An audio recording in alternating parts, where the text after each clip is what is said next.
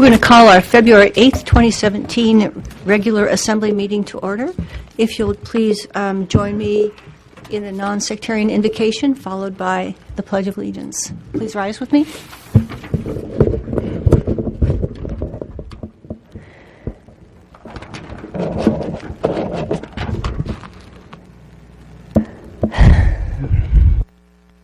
Tonight I am reminded that we are all here because we love our families and community and want them to be healthy, happy, and prosperous. Further, that while we may be in disagreement about how to accomplish our shared goals of healthy, happy families and communities, we indeed all are working toward that end.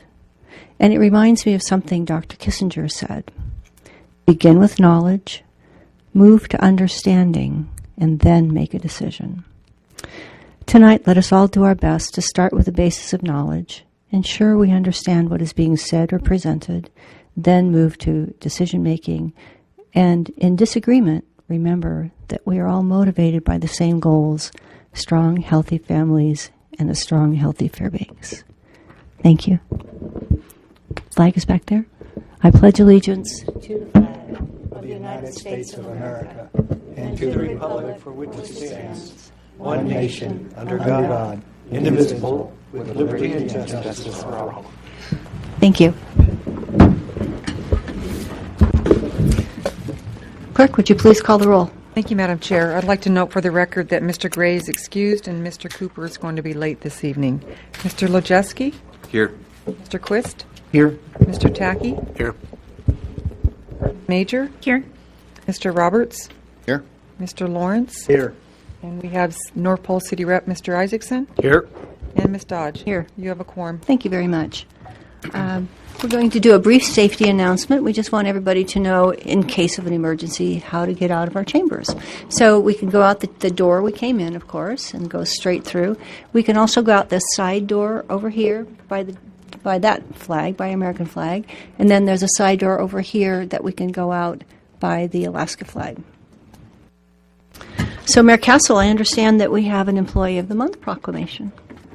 Yes, we do. I would like to come up front and present that. Thank you. Please do.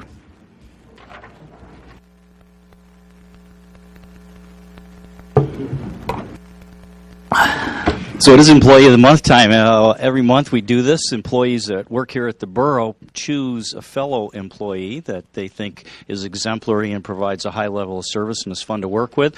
I like the award because I'm not the one who picks it. I just get the pleasure of giving it out to some pretty exemplary employees.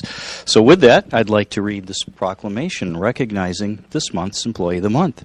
So each month, employees of the Fairbanks North Star Borough nominate a fellow employee to be recognized as Employee of the Month. And whereas Caleb Bizzaro, Rec Specialist 1 in the Parks and Rec Department, began his employment in the Fairbanks North Star Borough in August 2015. And whereas in his position, Caleb, without fail, exceeds all expectations in providing unparalleled service to the Parks and Rec patrons and the user groups there. Whereas Caleb has proven himself to be motivated, knowledgeable, and hardworking, he's a true asset to the Fairbanks North Star Borough. That's more than just our operation, but the whole borough community. Whereas Caleb strives for excellence, displaying unmatched initiative and a strong sense of responsibility, which is evident in the exceptional quality of all his work. And whereas Caleb is an ardent team player who is known to be diligent, productive, industrious, and dependable in everything he does. And whereas Caleb's co-workers have expressed their immense appreciation for his phenomenal attitude, he always has a smile and a good word for everyone. Now, therefore, I, Carl W. Kassel, Mayor of the Fairbanks North Star Borough, by the authority invested in me, do hereby proclaim Caleb Bizzaro, Employee of the Month for February 2018. Congratulations.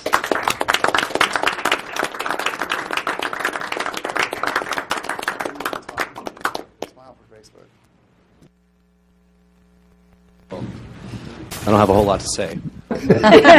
Thank you. Honestly, I'm just touched. Thank you. I appreciate it. Thank you. Thank you. The whole community appreciates your service. Thanks, Caleb. Thank you, Caleb. We, too, appreciate your service and wish you congratulations on being selected for the Employee of the Month. Okay. Okay, that takes us on to a request for removal of items from the consent agenda and any other procedural motions. Is there anyone that wishes to pull anything? Yes, Mr. Lojewski. Resolution 2018-05. Okay, 2018-05. Let me get there and I'll read it into the record.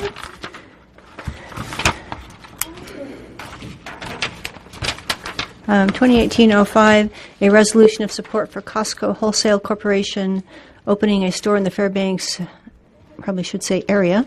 Sponsors Assemblymembers Dodge, Gray, and Cooper. Has been pulled from the consent agenda. Anything else that anyone wishes to pull? Seeing none, that resolution is pulled, and then we will now move to, does anyone need to declare a possible conflict of interest for items on the consent agenda? See no one indicating that they have a conflict of interest. So that's going to take us to citizens' comments, and we have two types of citizens' comments. We have one which is on agenda items not available for public hearing, and we have one that is on anything not on the agenda. So we start with the first one, which we call A, and I'm going to open citizens' comments A, and this is for citizens that wish to speak on items not scheduled for public hearing, such as memorandums, bid awards, unfinished business, resolutions or ordinances being advanced to a public hearing on a different date. I have one person signed up, and that's Richard Thielman. And if there's anyone else that wishes to speak on items on the agenda but not up for public comment, please take the other seat. Mr. Thielman, your name and address for the record, please. You'll have 3 minutes. Richard Thielman, 658 Fairbanks Street, Apartment B17, 99709, in this great city of Fairbanks. I'd like to comment about electrostatic particulate smoke eliminators. I want the Assembly to be mindful of this item on the February 15th. I know you're having a working committee. It works. It's been around for 30 years. I remember back in the day when I was in a construction trailer, and this is the day when people used to smoke at their desk. And we had those boxes on top of the ceiling. And we cleaned them out once a month, and we just vacuum and wash the foam filter, and then we used a power washer with just soap and water and clean the electronics, and then we used the air compressor to dry it out, but you could use a hair dryer. And it took about 3 hours for us to take it down and put it back up. And in that 3 hours, that construction trailer stunk. And within 30 minutes, the smoke was gone. This stuff is old technology. It's been around there. I talked to Nick in air quality control today, and we compared notes about that. He went, yeah, I remember that. They used to have those little boxes up there. Right? Now we're talking about putting them in the stacks. This is technology that's been around, and it's relatively inexpensive, mindful of our citizens that are land rich and cash poor. So it takes money to put these things in, but a lot less than catalytic converters. From what I know about catalytic converters, they are designed specifically for the particulate or the chemical you're trying to eliminate. Go try put unleaded gas in your car. Right? It hiccups. It gives you a hard time. So this is possibly a catalytic converter that has to take care of wood smoke. Maybe it's a 2-stage converter. Maybe it's a 3-stage converter. Point is, we are pushing the envelope of technology with catalytic converters. I'm not saying that they don't work. They do. Short answer. Do they work better than electrostatic eliminators? Yes. The long answer, perhaps.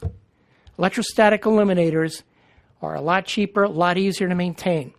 There's no reason why we can't set up a system whereas once a month air quality control calls up the customer and says, hey, let me schedule you for a cleaning this month. This all can be done. The devil is in the details.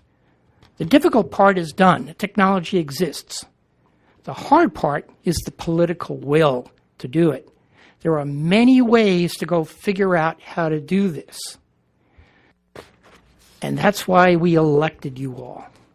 From what I see, and for the few meetings that I've attended, you people on this assembly have the resolve, have the intelligence, have the capability to figure this out. And I know I'm going over time, but if I could just finish up. I want to praise our Air Quality Control Department. I think they're doing a heck of a good job given all the stuff. I also want to praise every one of you, because I've been on the receiving end. I volunteer at GVEA as a member advisory committee. And there are times after a meeting I'm wearing my vest and I go for a beer, and boy, do I get clobbered. You're with GVEA, let me tell you, and you can fill in the blanks of the X deleted. Right? Mr. So Thielman, I know. Thank you. Right? If there are any questions? I bet there are. Let's just see, though. Yes, Mr. Lawrence. Well, Mr. Philman, you indicated that you used to work in a trailer where a lot of people smoked, and you had this, what was an ESP on top of the ceiling? That's correct. And it It lasted about a month, and then you had to clean it. you had to clean it, and you could tell the difference when it was down, Oh, and then it just, all right. you got 10 guys smoking away in a small trailer. Yeah. And I'm a non-smoker, so yeah. Okay. Who were you working for at the time? I was working for Grumman Aerospace at the time, and we were at a field site in Lantana, Florida. And we had all these construction trailers set up. This is back in the late 80s, and everybody smoked at the desk. Right. All right. Well, if it can handle that, it might do us some good. Thank you. Mr. Quist. Thank you. Thank you for your testimony. You referred to electrostatic eliminators. Is that something is that the same as an electrostatic precipitator, or can you? Yes, it is. Okay. Many different language for the same box. Thank you. Any other questions? Seeing none, thank you very much. We appreciate you coming down and educating us. Okay. And And good your work, passion. everybody. Anyone else that wishes to speak on items on the agenda not available for public hearing? Seeing none, I'm going to close that public hearing. And then I'm going to open Citizens' Comments B. And this is the section where you can speak on anything not on the agenda at all. I have two people signed up. I have Gary Evans and Morgan Evans.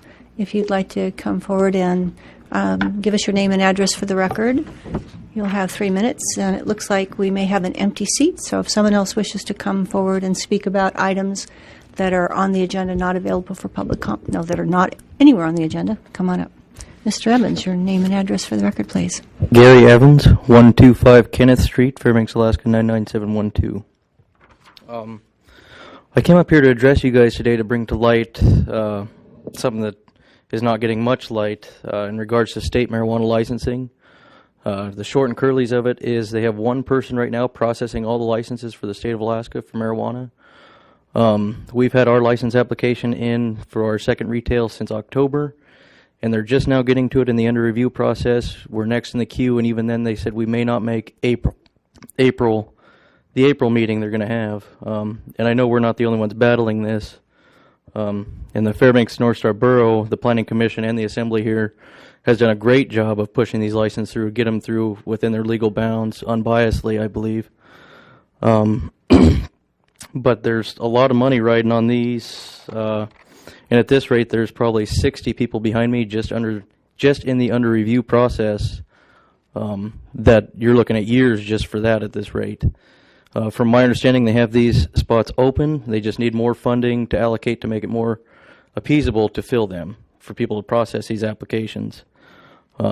There's people right now in these queues that have $500,000 to even more money invested and waiting on the state of Alaska to process these. And for as much money as we allocate in processing fees and everything else, to have one woman in there is pretty unacceptable. And I'm meeting tomorrow with some of the directors of the local board of the AMIA chapter to get together an all-inclusive kind of opinion on this and try to get stuff flowing. I'm going to try to hit from the top down and from the bottom up in the state legislature to get things moving on here.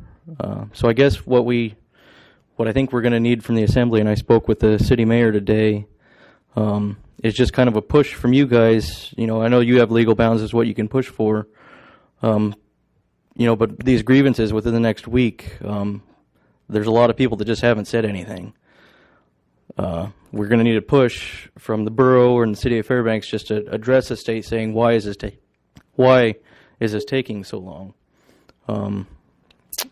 But I don't know what you guys can do as far as an assembly goes in order to put pressure on the state to fill these spots in order to improve this licensing process for so many people involved. Before we opened up our retail on Gas Station 49 at the corner of Cushman and Airport, before we had license in hand, we paid almost $60,000 in leases, and I'm doing the same thing for 2 more locations that are years out at this rate.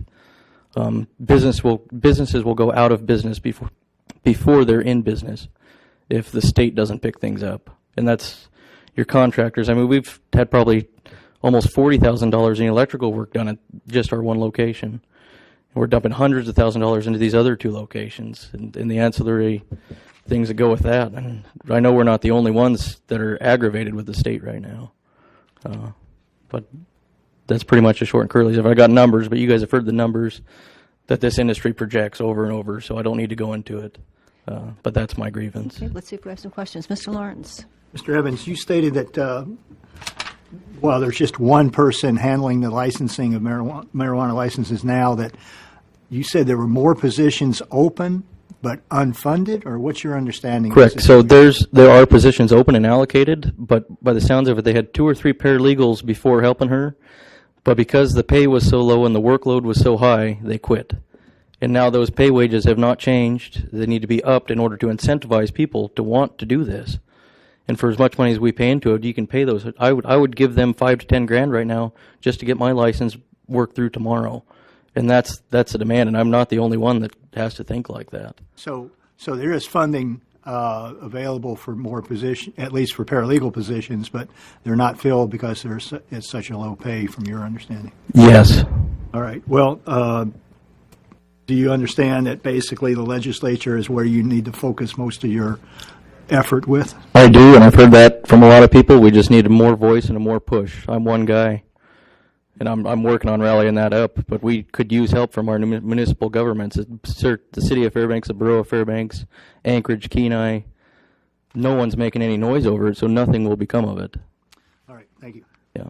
Thank you. Any other questions? Mr. Evans. Seeing none, thank you very much. We appreciate you coming down, and good luck. We hope you hear about your license. Anyone else wishing to speak on items not on the agenda? Please give us your name and address for the record. Morgan Evans, Thank you. 125 Chena Street, Fairbanks. I just wanted to talk about the same thing Gary was kind of talking about, little numbers. These are state numbers. If a car manufacturer come into Fairbanks or come into the state and said we're going to employ 5,000 people would jump through hoops to get it going. As the state looks at it now, there's 881, I think, applications on there, and the state figures are 6 people per application that gets hired. That's $139 million a year at $15 an hour at $40 a week. That is just for that. That's more than Fort Knox. That's more than any of them. I don't know why anybody's not jumping on the bandwagon to help with this or do something. I mean, most people don't know that this is going on through the state. That's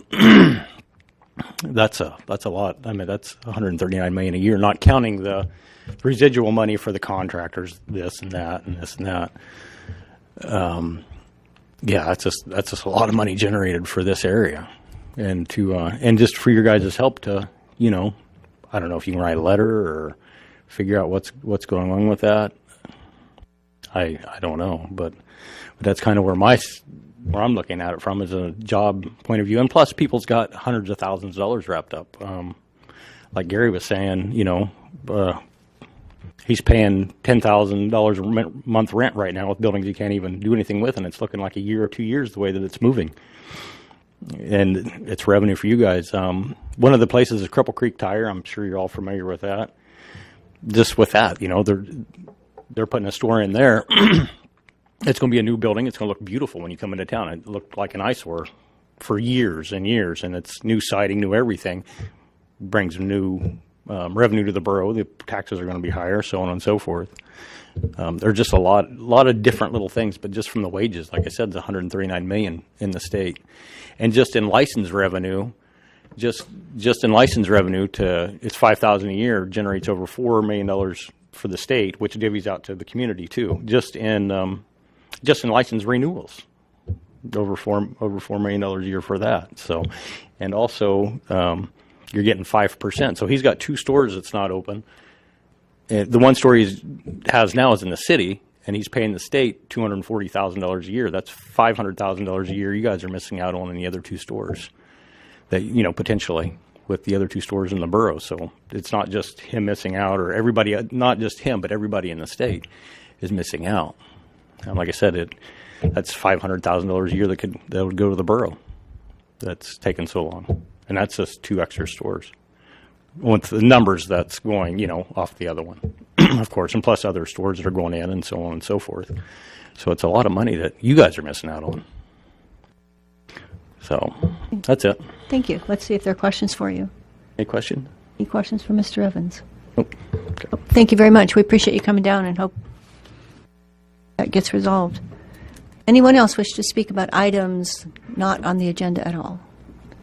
Seeing none, we're going to close those close those comments. And we're going to move to approval of the consent agenda. The agenda and consent agenda. Approval of the consent agenda passes all routine items indicated by an asterisk on the agenda. Consent agenda items are not considered separately unless an assembly member so requests. In the event of such a request, the item is returned to the general agenda. Does anyone need to declare a possible conflict of interest for items on the consent agenda? I see no one raising their hand. Are there any other items to be removed from the consent agenda before it's read? Anyone see anyone raising their hand? Clerk, would you please read the consent agenda? Thank you, Madam Chair. Under approval of minutes, regular assembly meeting minutes of January 11th, 2018, regular assembly meeting minutes of January 25th, 2018. Communications to the assembly. We have a memorandum from Mayor Kassel recommending the appointment of Nicole Eisman to the Library Commission. We have a memorandum from Mayor Kassel recommending the appointment of Leslie Kitchen to the Trails Advisory Commission. Under consideration of calendar new business resolutions, we removed from the consent agenda 2018-05. We have Resolution 2018-06, a resolution supporting Senate Bill 125 and House Bill 261 relating to the financing and issuance of bonds for a liquefied natural gas production system and natural gas distribution system.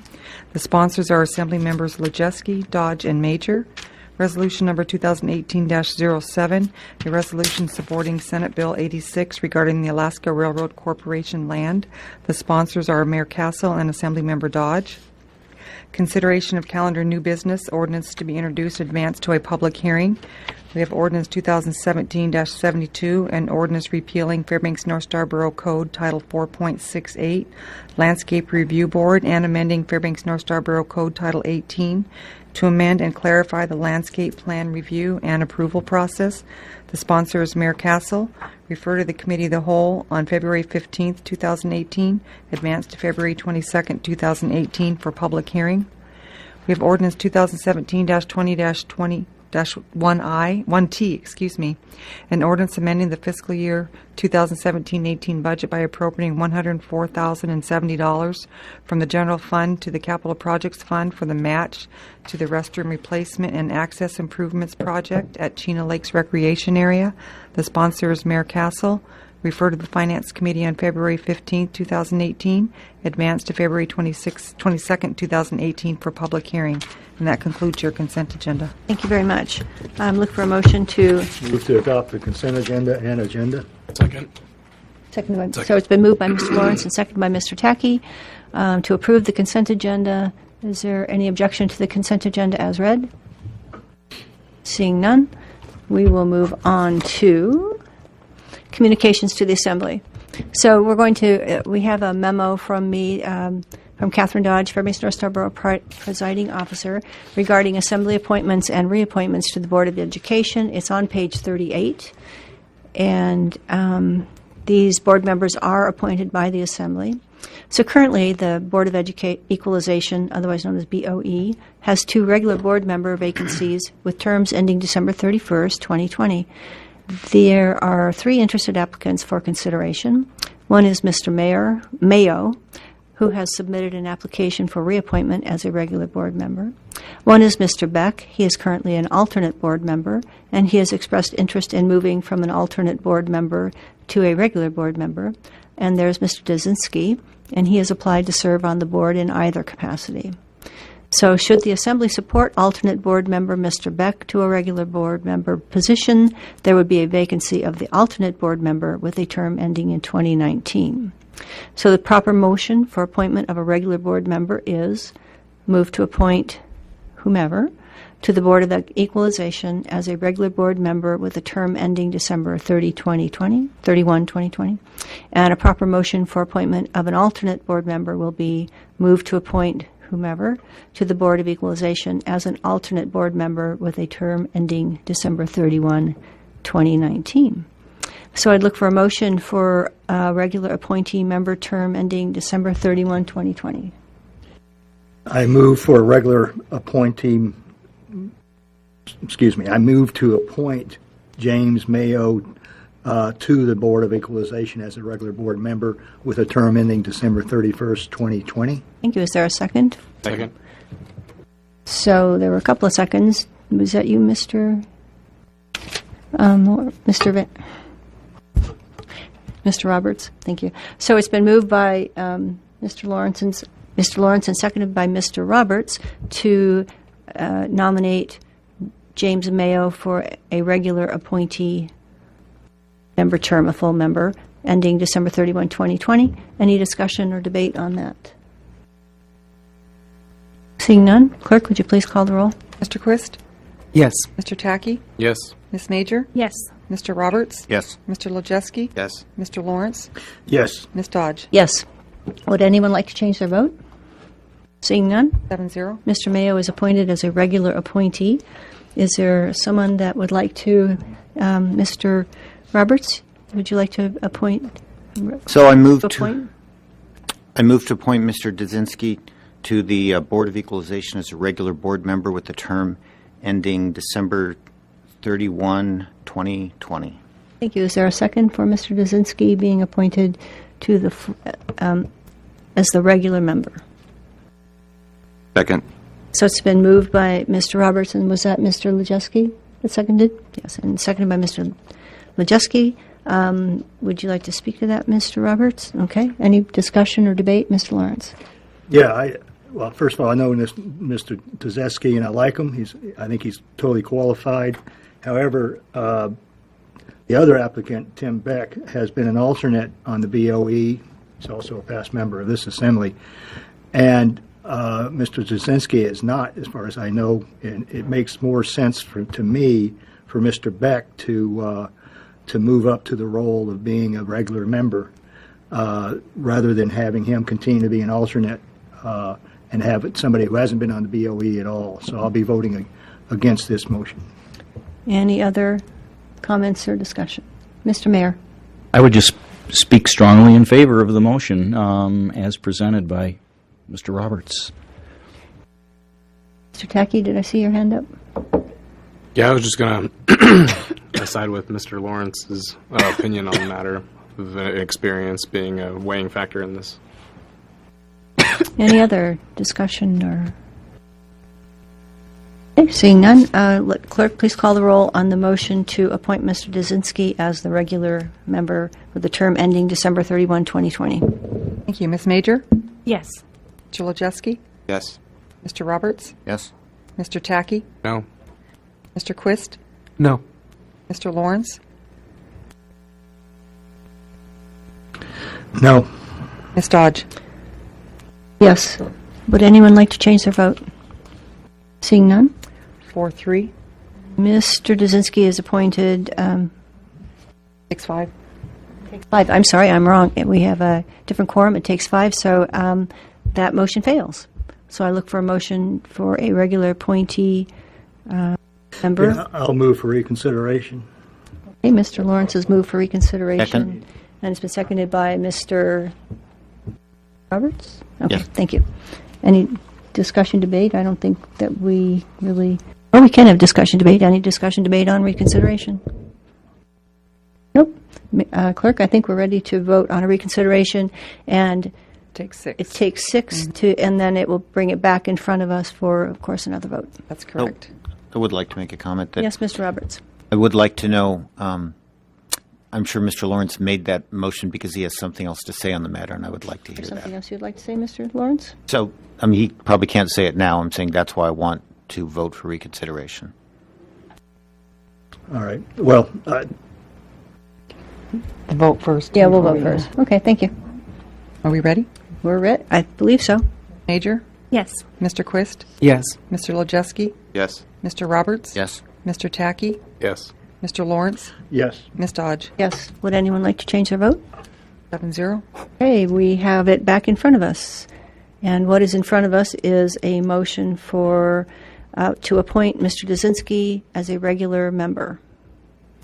Any discussion, debate? Mr. Lawrence? do you have- Well, just to explain my motion for reconsideration, we've got to fill this position, and I think I'd rather make it happen tonight than later on. And so, you know, we didn't have enough votes to put in, you know, I don't see either gentleman getting enough votes unless I change my vote. Okay. Anything else, or are we ready to vote? Okay, I think we're ready to vote, Clerk. Mr. Tackey?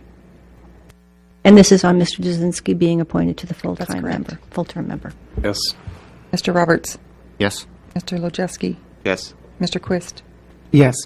Ms. Major? Yes. Mr. Lawrence? Yes. Ms. Dodge? Yes. Would anyone like to change their vote? Seeing none? 7-0. Mr. Dzinski is appointed to as a regular member, and that takes us to a motion for an alternate appointment member term ending December 31. We will not need that, We don't Madam need it Chair. because he's currently appointed. That's correct. There you go. So let me turn the page and see where we are. Mayor, I believe we are already to messages from the Borough Mayor. Well, thank you. Not too much exciting to present at the moment. We've been wrapped around preparing a budget and preparing for the Sandbox meeting, which is Monday, as you might remember. At noon and 6 o'clock, we'll be talking about a long-term fiscal plan going forward for the borough and specifically impacts on some facilities. So I hope you can make one of those, or just stay tuned. We'll be pushing out reports from that meeting shortly thereafter and using some of that information from the public to help us put together a budget going forward. I do have our regular update on the air quality stats that people are just frequently asking about. So the numbers are for North Pole. This is the entire burn season since this fall through today, as a matter of fact. And we have had in North Pole 7 stage 1s and 25 stage 2 alerts. In Fairbanks, there have been 9 stage 1s and 4 stage 2s. So our exceedance days so far are exceeding our stage 2s. There are 38 exceedance days in North Pole and 4 in Fairbanks. And so it shows that the stage 2 alerts that we're calling, we're being a little conservative, I think, in how we call those because we're sensitive to the impacts on the community. However, we are having more exceedances than stage 2s that we're calling, which is problematic for us, obviously. And we're getting into the severe air quality stages as a result. We've sent out 201 letters at this point, and we still have only issued 1 citation. We have 1 other that is queued up that we're still in the process of getting ready to serve. So count that either way you want. 2 citations, I guess, out of 201 warning letters. That's our air quality report, and I'm available for questions. Thank you. Let's see if there are any. I had one. I wanted to clarify that when you say 7 stage 1 and 25 stage 2, you're speaking about per day. Those are not alerts that might be multiple days, or are they? Those are alerts that could be multiple days. So a stage 2 No, alert could those are cover days. 3 days. Are those Those days? are just days. Those are days. Because I noticed that if we had 38 total, that's more than even our stage 1 and stage 2 related. 38 exceedances is, Yeah, yeah, it is. okay. Just curious. Thank you. Anybody else have any questions? Yes, Mr. Because just in Mr. Mayor. response to that, so if there's a chance that the air quality is going to be good, we try to give it the benefit of the doubt. We're only calling alerts when we're incredibly confident, I guess is a way to put it, that the air quality is going to be real bad if we continue burning the way we are. So as a result of that, the air sneaks up on us sometimes and is a little bit worse, or a lot worse, than we were thinking, and we were being conservative with the alerts that we're issuing. And that's indicative in the numbers. I mean, we've been telling people that. Folks struggle with that, acknowledging it, because it is painful to not be burning. I totally understand that. But the reality is those are the numbers that we're experiencing. Well, I have another question. With regards to those, what is there an average exceedance per day? I mean, are we averaging an exceedance at 80 or 35? The numbers are lower 62? this year, so we're not peaking as high as we have been previously, so we're making progress from that perspective. Yeah, the numbers are generally lower, and the major peaks that we've had haven't hit the numbers that we've seen previously. So there is improvement in the size of that. However, the standard is 35, and our numbers are still hitting like 80, and obviously that's way, way above the threshold. Thank you. Any other questions? Seeing none. Thank you, Mr. Mayor. That takes us to reports of special and standing committees. And Ms. Major, how about I start with you this evening? No report, thank you. Thank you. Mr. Roberts. No comment. Mr. Quist. Thank you. The Air Pollution Control Commission met last night, and or rather the day before yesterday, and we got a update from the administration on air quality. It was on the program, much like we just heard from the mayor. Also discussed at the meeting were the results of a half-day workshop that had been conducted regarding the behavioral economics of burning, and what kinds of roadblocks people may be experiencing in trying to comply with air quality regulations.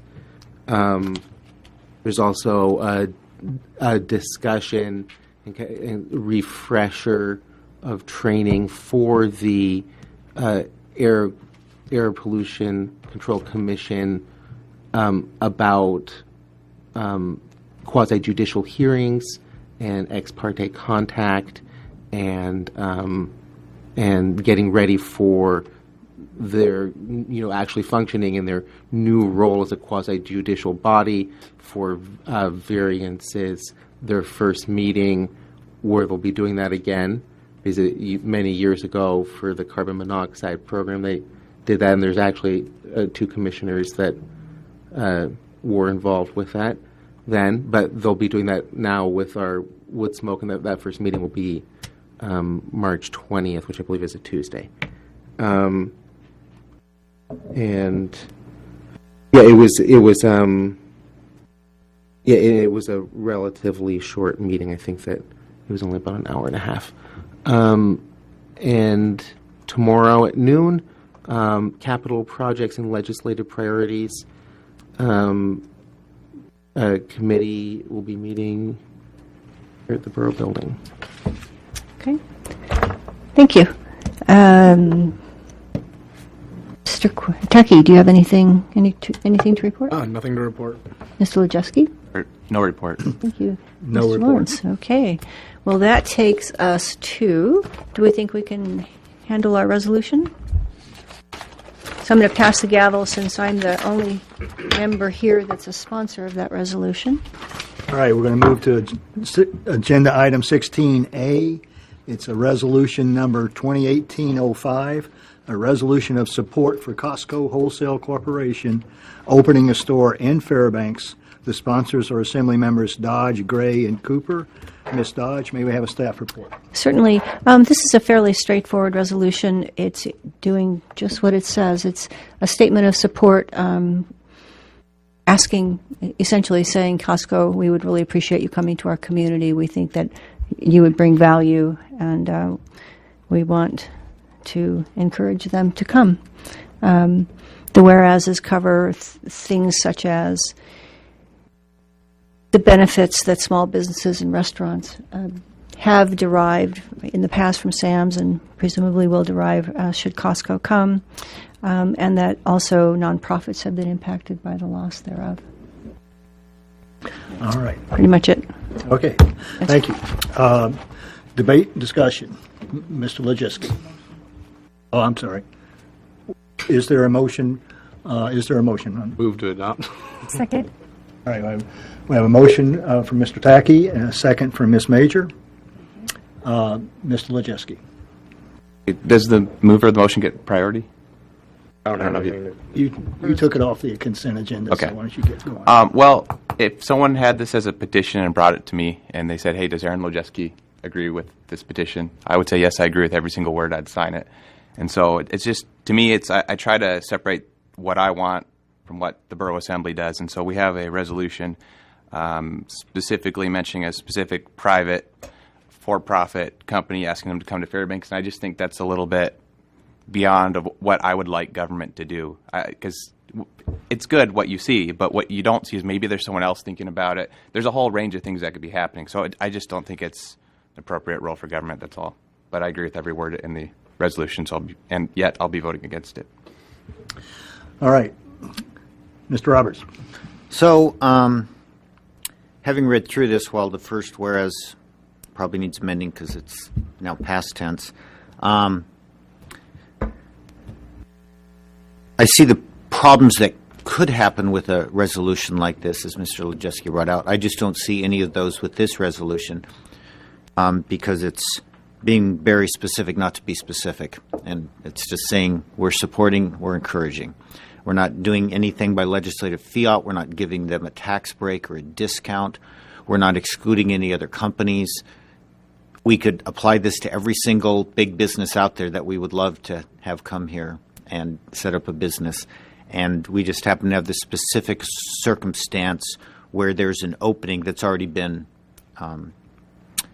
committed to by Costco to at least look into all this. And so we're just giving them a little bit of encouragement that we would support them moving in without actually making any commitments that anything's going to be done for them. So I think the resolution's probably just fine. All right.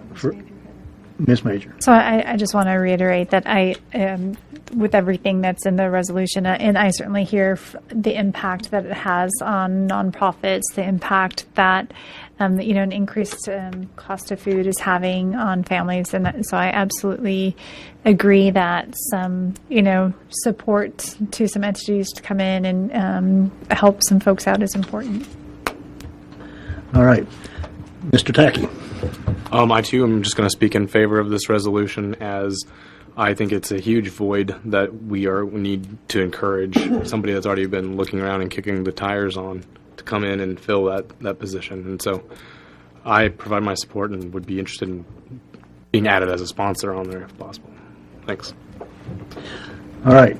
Further comment? All right. As temporary chair, I probably shouldn't say anything. I just will remind that we do have, as an assembly and a borough, economic development powers, and this certainly is an economic issue for this community. All right, ready to vote? All right, go ahead. Thank you, Mr. Chair. Mr. Roberts. Yes. Mr. Tackey. Yes. Ms. Major. Yes. Mr. Quist. Yes. Mr. Lojewski. No. Ms. Dodge. Yes. And Mr. Lawrence. Yes. Would anyone like to change their vote? 6-1. All right, I'm going to hand the gavel back. Okie dokie. And with that, I think we are at a place where we have nothing left to do before public comment. Is that correct? Okay, we're going to take a break until 7 o'clock. We'll be back.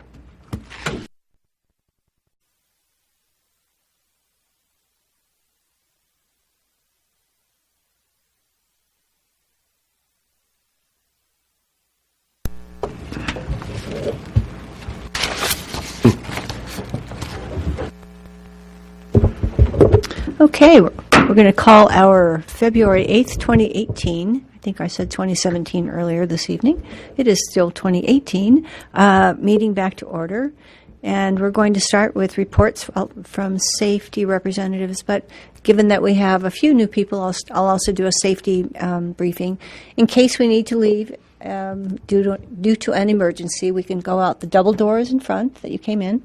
There's a door, a little single door that the lady in the black and white is walking by. You can go out that door.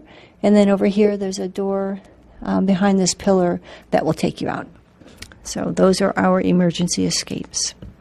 So that takes us to reports from representatives. We were going to start with a report from our city of Fairbanks. I saw our mayor here, but I don't see him here now. So we'll move on to the report from the City of North Pole representatives. Mr. Isaacson, welcome. Good to see you. Thank you, Madam Chair. I can't believe it's been 5 years, so it's good to be back with you. The mayor has asked me to pass along a couple of items. One of the things that's of immediate significance to the city, besides the air quality, which I'll address in a moment, is Ordinance 2017-21S. He wants me to convey that the dues needed to be appropriated by the cities of North Pole and Fairbanks. North Pole has appropriated. We have approved that in our budget, and so as you consider that North Pole is a yes vote in that ordinance. As far as things in the city, just to let your constituents know that Vet 1 will be in North Pole on February 13th at 11 a.m. at North Pole Assembly of God Church on 5th Avenue. And this event alternates, as many of you know, between Fairbanks and North Pole each month and is a resource center for veterans. So those in need, this is a great organization that provides all sorts of services. And then also he wants me to just let you know that he and I will be heading down to the Alaska Municipal League meetings in Juneau on the 19th through the 23rd. And so if there's items of interest to the borough that as you prepare your legislative priorities, please let us know as well so that we're informed and can speak to those as we go around the halls also. Two other, since I'm on activities, as it were, or events on the calendar, two other things. This next Thursday on the 15th at 6 p.m., there's going to be ALICE training. This is the Active Shooter Civilian Response training. It will be held at 6 p.m. at North Pole Middle School, so you're all invited to that. Our Police Chief Dutra, as well as Chief Jukes and the troopers are involved with this. I know the school district has already been involved with this training. So this will be a briefer training time for anybody who wants to come and learn what to do if all of a sudden somebody is very aggressive, has weapons, and what's the proper way to respond and not become a victim. So that, again, is Thursday, February 15th at 6 p.m. at North Pole Middle School. Then on Saturday, we invite you, Saturday the 17th of February, we invite you back to North Pole at 9 a.m. at the Morningstar Park, which is right behind the charter school, for the Buzz Otis Memorial Junior Dog Mushers Race. Buzz Otis, as many of you know, was very instrumental in promoting dog mushing in North Pole, and as a matter of fact, we're known as one of the top venues in the world for sprint racing. And largely to his efforts and the many volunteers that he harnessed, he unfortunately passed away this year in an accident.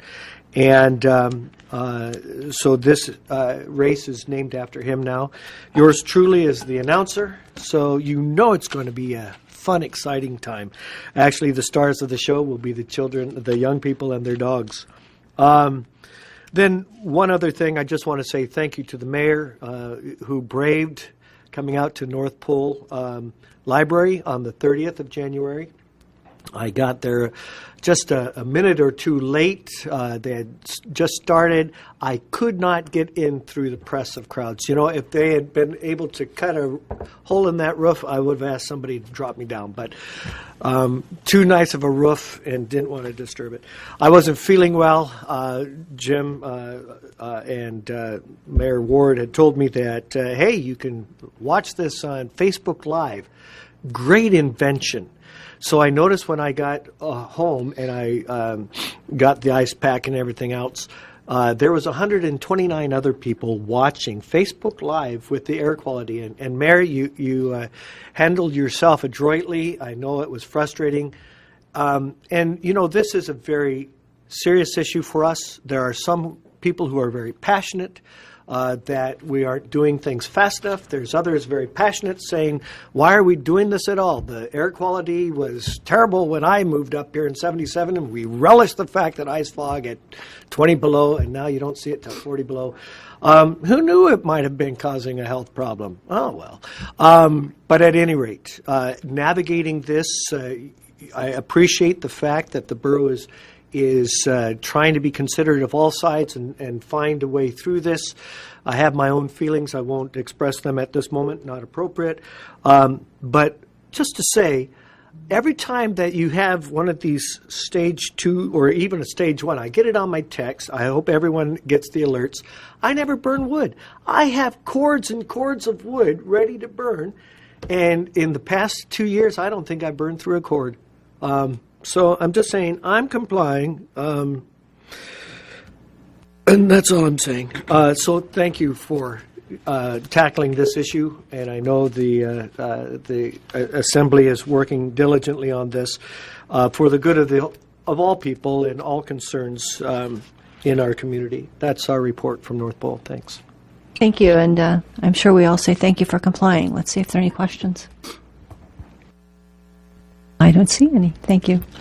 Ms. Dominique, welcome. Welcome. Thank you.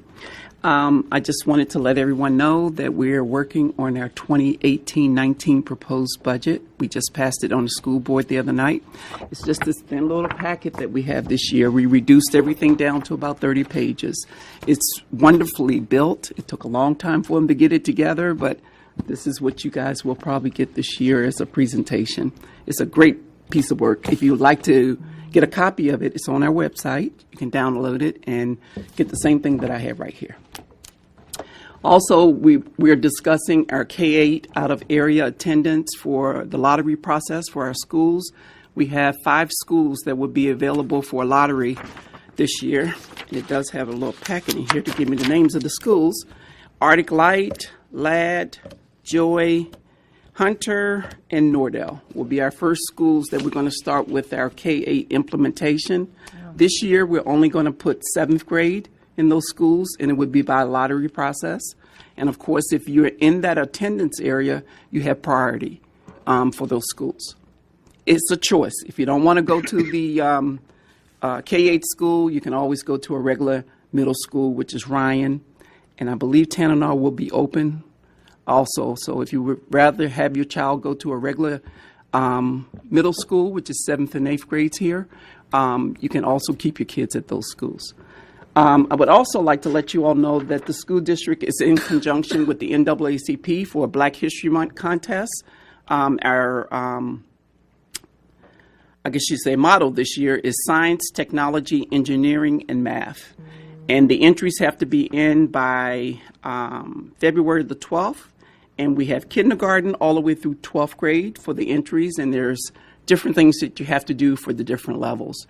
And if you would like to have your child enter into it, all you have to do is give it to your principal at your school, and their applications will come forward to the NAACP. And I would also like to let you know, I went to a performance, and presiding officer, Catherine. I'm a loss for people's names here lately. Sorry about that, Miss Dodge. We went to a presentation that was done for the First Friday Black History Month celebration also. And these students did presentations on a congressional bill that was put in place back in 1967.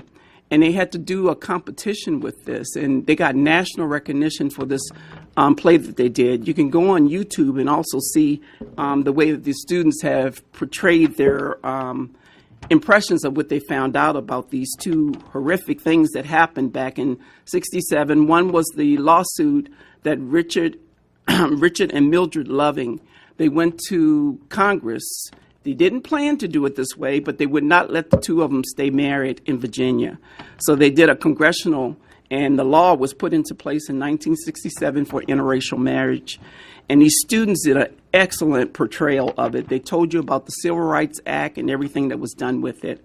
And the other one that was done was Billie Holiday. They did a portrayal of Billie Holiday's song, Strange Fruit.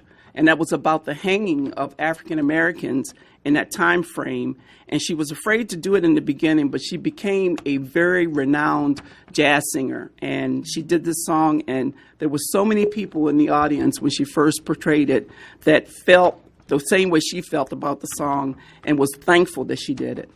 But I just wanted to tell you about the great things that we're doing in our school district. And these students did it on their own. Nobody made them do these. And thank you. Thank you, Ms. Dominique. Any questions for Ms. Dominique?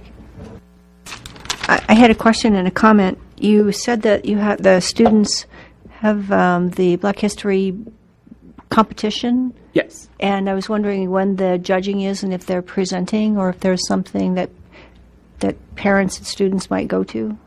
Well, we're doing the judging on the 13th of February, and we're going to do it at the Fairbanks Neighborhood Housing Building, and anybody that would like to participate can come and judge the projects. And we're going to do our presentation. I'm not sure if this date is right, but I believe it's that Saturday, which is the 17th. And I'm not sure where that's going to be presented at. It's normally at the J.P. Jones Center, but we haven't gotten that far yet. Okay, thank you. And I have to say, I did have the pleasure of watching those student presentations. And they were amazing. They were. They were just well written, well directed, well read. Just so impressive for 17 and 18-year-olds. It's like the art, the art we have that from the students that we all enjoy. Is always so impressive. It's that kind of quality. Yeah. So kudos to the students and to the teachers helping them. Mm-hmm. Anything else? That's all I have. It's much, Ms. Dominique. Okay, that takes us to special orders. This is public hearing, and we're going to start with Ordinance 2018-02, which is an ordinance providing for an election for tax cap revision to the Muskox service area. Sponsor is Mayor Kassel. It's on page 61 of your packet. Mayor Kassel, do you have a staff report? We do. From Rural Services, Mr. Michael Bradley is here. Good evening. So each year, service areas are given the opportunity to participate in an election to adjust their tax cap. Muskox Service Area Commissioners initiated a tax cap election request on October 13, 2017. The Commission held a publicly noticed meeting. Based on the discussion, the Commission's decided in favor of a tax cap increase. The Service Area Commission voted to participate in the tax cap election to increase their tax cap revenue, an increase of $40,000 and $40,500. This concludes my staff report. Okay. So I'm going to open public hearing on Ordinance 2018-02, which is the election for the Muskox service area. I have Zach Penwell signed up. If Mr. Penwell would like to come forward. Sure, just listen in there. Okay. Anyone else that wishes to speak on this ordinance, please come forward and take this empty seat. And give us your name and address for the record. You'll have 3 minutes. Okay. My name is Andy Holland. I've lived at 1058 Pica Road in Muskox subdivision since 1983. I became an alternate member on the Muskox Road Service Area Commission in 2011 and recently became its chairman by default. I'm here to provide the rationale behind the proposed Muskox tax cap election. The Muskox Road Service Area Commission proposed a tax cap election to provide funding for a backlog of projects, including deferred maintenance and repairs. The ability to address these projects has been limited by our current funding level. According to staff at Rural Services, they have no record of the road service area mill rate ever being increased in muskox. We currently have about 3.5 miles of our 5.1 mile of roads that need topping with D1 material, which costs around $56,000 per mile for a 4-inch thick cap. Additionally, culvert repairs, ditch clearing, and replacing signage will add to the total amount needed to be well over $250,000, which our current funding will not support. We plan to complete these projects as promptly as funding allows, making our subdivision roads safer for residents, visitors, and school buses. Thank you. Super. Thank you very much. Let's see if there are questions for you. Any questions for Mr. Holland? Yes, Mr. Roberts. So I believe when you have an election like this that we passed an ordinance a few years ago that the road service area ends up paying for the cost of the election. Yes. And did you make sure that you calculated that into the amount of money you were receiving and that you'd be spending that much doing the election? Yes. Okay, thanks. Any other questions? Seeing none, thank you very much. We appreciate your service on the Road Service Commission. Anyone else wish to speak on Ordinance 2018-02? Seeing no one coming forward, I'm going to close public hearing. Look for a motion. Adopt. Second. So moved by Mr. Lawrence and seconded by Mr. Tackey. Discussion debate on Ordinance 2018-02. I don't see any, Clerk. I think we're ready to vote. Thank you, Madam Chair. Mr. Tackey? Yes. Mr. Roberts? Yes. Mr. Lojewski? Yes. Mr. Cooper? Yes. Mr. Quist? Yes. Ms. Major? Yes. Mr. Lawrence? Yes. Ms. Dodge? Yes. Would anyone like to change their vote? Seeing none? 8-0. It's adopted 8-0. So that takes us to ordinance. Let me find my wild agenda. There we go. 2018-03, and that is an ordinance providing for an election for Murphy Service Area to assume indebtedness for the remainder of a loan from the Road Service Area Revolving Loan Fund from the Murphy Service Area Yellowknife Differential Tax Zone and for tax cap revision to the Murphy Service Area. The sponsor is Mayor Kassel. It's on page 72. Mayor Kassel, do you have a staff report? We do. Back to Mr. Bradley. The Murphy Service Area Commissioners initiated a tax cap election request on October 11th, 2017. So this one's a little different. So within Murphy Service Area, there's a Murphy differential tax zone. That differential tax zone was created to help pay for a loan in order to construct a road. It really was to construct a road. The road wasn't much there to begin with. And then a few years later, they had a phase 2 of that same project in which they initiated a second loan. I think that loan was taken in about 2015. So the commissioners, going back to this tax cap election request, they held a meeting, publicly held meeting, and based on the discussion, the commissioners decided in favor of assuming the remaining balance of loan number 1, or the 2011 loan is also called, for the DTZ, as well as increase their tax cap. And so they voted on that. The vote passed as far as the commission goes, and they wanted to. So they want to assume the remaining loan number 1, as well as increase their tax cap $10,000. What that'll do is that'll allow them to start building up enough money to start putting aggregate on the service area roads that are currently outside of the differential tax zone, and be able to increase those. And then by the time the loans are paid off, 10 years down the line, those new roads that have just got constructed will also need aggregate. So they'll already have a tax cap increased and a capital or a fund balance saved up to start resurfacing those roads as well. So that was their reasoning behind this, and that concludes my staff report. Thank you very much. So I'm going to open public hearing on 2018-03, which is an ordinance providing for an election for the Murphy Service Area. And I have someone coming forward. Let's see. And if there's anyone else, we have an empty seat. Welcome. Your name and address for the record, please. You'll have 3 minutes. Thank you. My name is Ron Moore, and I live at 4992 Vancouver Road. Thank you. And I'm a service area commissioner. I'm the chairman. And I want to thank Mr. Bradley for doing the dirty work on trying to explain what we're doing here. And Michael did a good job of that. I've worked closely with Michael on this. And trying to figure out how we can do this. So I think following up on Michael's background, what we realized when we went to our first public meeting to talk about a tax cap, how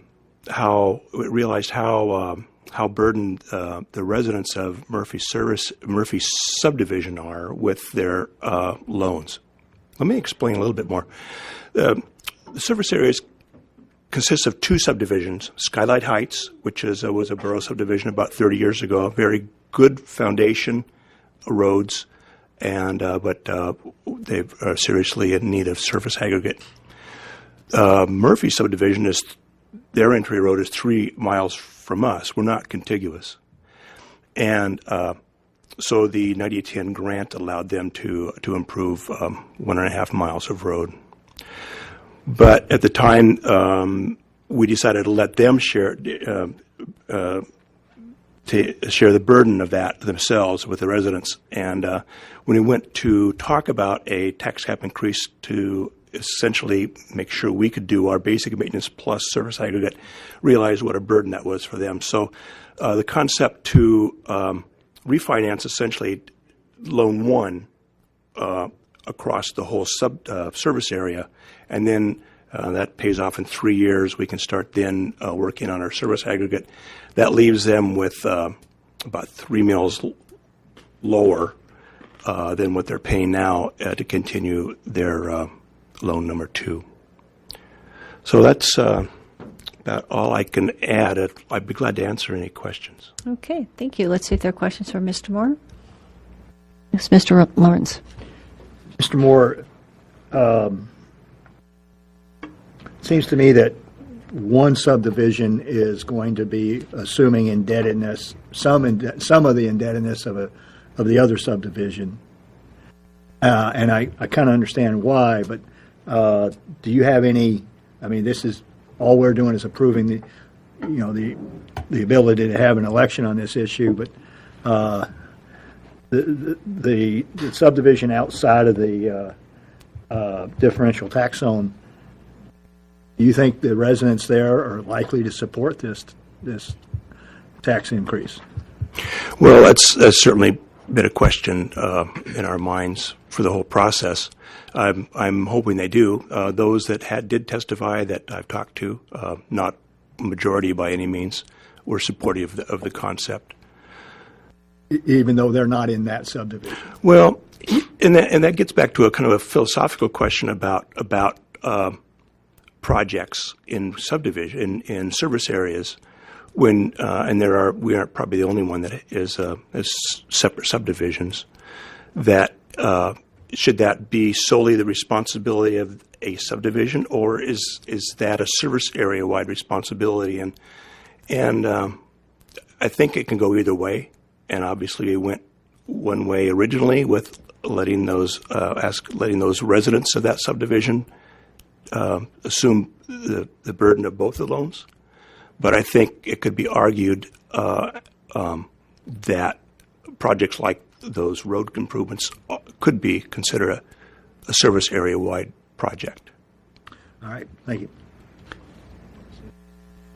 If I might, it seems like I recall in the staff report for last week that the people that have the differential tax cap had actually paid quite a while without having a road to even receive service on. Is that correct? Mm-hmm. So things that's maybe there's some getting stuff coming out in the wash. Well, and then when the differential tax zones was formed and each of the loans were proposed, the commission tried to figure out how much money they paid in that they hadn't been able to benefit from, and we've transferred those funds to help pay for their loans. So we figured it was about $17,000. So that helped reduce their loans anyway, and that was how we had dealt with that. Super. Thank you. Any other questions? Seeing none, thank you very much for your service and for coming down and talking with us. Great. We have an empty seat. If anyone else wishes to speak on 2018-03, your name and address for the record, please. Welcome. Steve Lanford, 5041 Vancouver Road. Strictly in support of getting this election to occur. I moved to the subdivision with my wife 20 years ago, primarily with the basis of good roads, and we would like to keep that as an attractive part of the subdivision. So at that point, I say thank you. Thank you. Let's see if there are questions for you, Mr. Lanford. Seeing none, thanks for coming down and chatting with us. Anyone else that wishes to speak on this ordinance? Seeing no one coming forward, we're going to close public hearing. Look for a Second. Moved by Mr. Cooper and seconded by Mr. Tackey. Discussion or debate on ordinance 2018-03. Clerk, it looks like we're ready to call the roll. Thank you, Madam Chair. Mr. Roberts? Yes. Mr. Tackey? Yes. Ms. Major? Yes. Mr. Quist? Yes. Mr. Lojewski? Yes. Mr. Cooper? Yes. Mr. Lawrence? Yes. Ms. Dodge? Yes. Would anyone like to change their vote? Seeing none? 8-0. It's adopted 8-0. And that takes us to ordinance 2018-04, and this is an ordinance amending Chapter 21.28 FNSB Code regarding criteria for no other adequate source of heat determinations, also known as NOASH. The sponsors are Assemblymember Roberts and Lojewski. It's on page 84 of your packet. There's a proposed substitute by Mayor Kassel, and that title is an ordinance amending Chapter 2128 Fairbanks North Road Code regarding criteria for no other adequate source of heat determinations and amending borough-listed appliances. It's on page 87 of your packet. We'll start with the staff report from Mr. Roberts or Mr. Lojewski. Who would like to start? Mr. Roberts, you have the floor. So last year a few ordinances were passed dealing with air quality, and it modified the no other adequate source of heat designation, the NOASH. And the thought process that the majority of the Assembly used at the time was that those who didn't qualify would be able to use the wood stove changeout program to get a stove that would qualify. As it turns out, the EPA put some parameters on there that didn't work with that. So we now have a gap of people who can't burn and yet can't get a NOASH. So this is to fix that, at least the largest part of the gap. And so line 39 is the only modification, and it's basically saying that that in addition to borough-listed appliances, any EPA-certified appliance it qualifies with the NOASH as long as they meet the other requirements that are there. That's it. Okay, thank you, Ms. Lojewski. Do you have anything you wish to add as a staff report?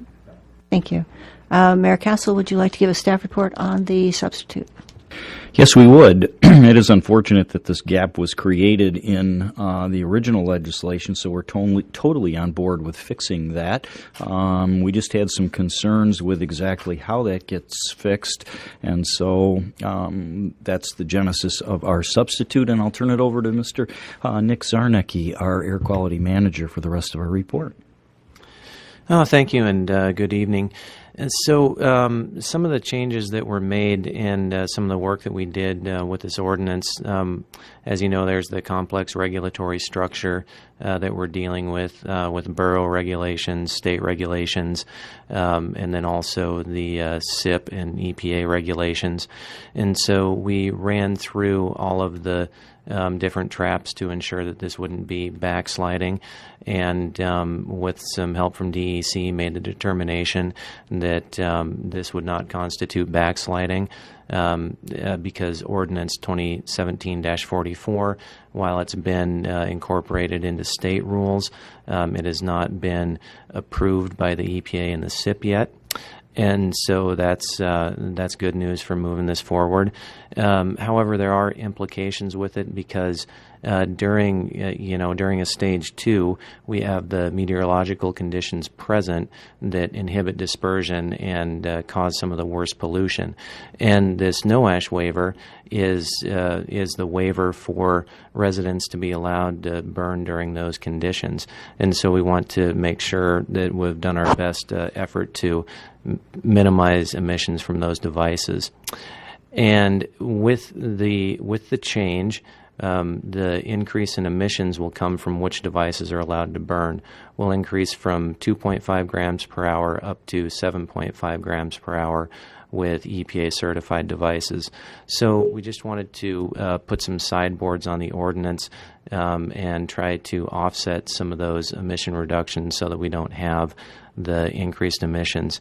The inclusion of the 1998 date, as I talked about in the work session last week, is to match what is written in the Targeted Airshed Grant, so that there's no gap, and that also so that the oldest devices would hopefully still be changed out for cleaner burning devices. The addition of the catalyst is meant to ensure that those devices are operating at their peak performance. Catalytic stoves are equipped with a ceramic or metal honeycomb device, which is the combustor catalytic converter, that's coated with a noble metal such as platinum. And the catalyst material reduces the ignition temperature of the unburned VOCs, or volatile organic compounds, and carbon monoxide and the exhaust gases through selective chemical reactions, and thus augmenting their ignition and combustion at normal stove operating temperatures. The increased combustion efficiency is what leads to the lower PM2.5 emissions. And as the catalyst performs, the noble metals are consumed, resulting in decreased performance over time. And the decrease in performance is dependent on many variables, which includes the make and model of stoves, catalyst surface area, the noble metal used, the materials burned, frequency of operation. And additionally, I guess in addition to the normal degradation, catalyst performance can be dramatically reduced due to improper operation that causes the catalyst to become plugged or fouled. And so looking at that 3-year period where we asked for a catalyst replacement, some catalyst manufacturers, and not the wood stoves, but the actual catalyst manufacturers, estimate lifespan between 2 to 5 years, and some additional input from the wood stove industry indicates catalyst lifespan between 2 and 8 years. And so the 3-year period is in the middle there, and that's how we came up with that determination. Also, in speaking with wood stove experts, they also commented on some non-catalytic stoves, mentioning that those emission reduction features also need maintenance. Non-catalytic wood stoves reduce emissions by directing unburned hydrocarbons and carbon monoxide into a secondary chamber, and it mixes with fresh preheated makeup air that further enhances combustion. And so again, it's the enhanced combustion that reduces PM2.5. There's multiple air channels, some with their own controls, coupled with baffles that trap and retain the heat in the top of the firebox to facilitate this combustion. And control degradation for any stove may also occur as a result of deteriorated seals and gaskets, misaligned baffles, bypass mechanisms, broken refractories, or other damaged functional components. And so, we're just looking at really the maintenance of these devices because, as I stated earlier, this no-ash waiver allows residents to utilize a solid fuel burning appliance during periods which the meteorological conditions are present to inhibit the dispersion and raise ambient PM2.5 to unhealthy levels. We want to allow folks to be able to use these devices during this time period, but we also have to be cognizant of the air quality problem and try to thread the needle. And in addition to that, we've got to try to comply with this complex regulatory structure. So it's a pretty fine needle that we have to thread. And so it's important for us to take every step to ensure that the devices are maintained and operated in a manner to minimize the emissions. So that's kind of some of the background behind the 3-year catalyst. And then with the fireplaces, again, just to offset emissions, fireplaces were included in the borough-listed appliance, and by eliminating fireplaces from that list, They are relatively high-emitting, inefficient devices, and we can see some emission reductions by taking those off the list. And that concludes my staff report. Thank you. Thank you very much. So I'm going to open public hearing on Ordinance 2018-04, which is an ordinance amending Chapter 2128 regarding the no ash. I've got 3 people signed up, so we'll start with that list. I was wondering if the 3 people signed up, I have Jesse Davis, Tara Gildner, and Christine Robbins, but we have a young lady with a couple of little kids. Would you mind if you would like to speak, would you like to go first? If you would like to, you're welcome to. I would imagine that you guys would anyone mind? I'm just thinking that bedtime is kind of coming. And so if you'd like, you may come up. And Jesse Davis, if you'd like to take the other chair. We'll ask you to, for our friend and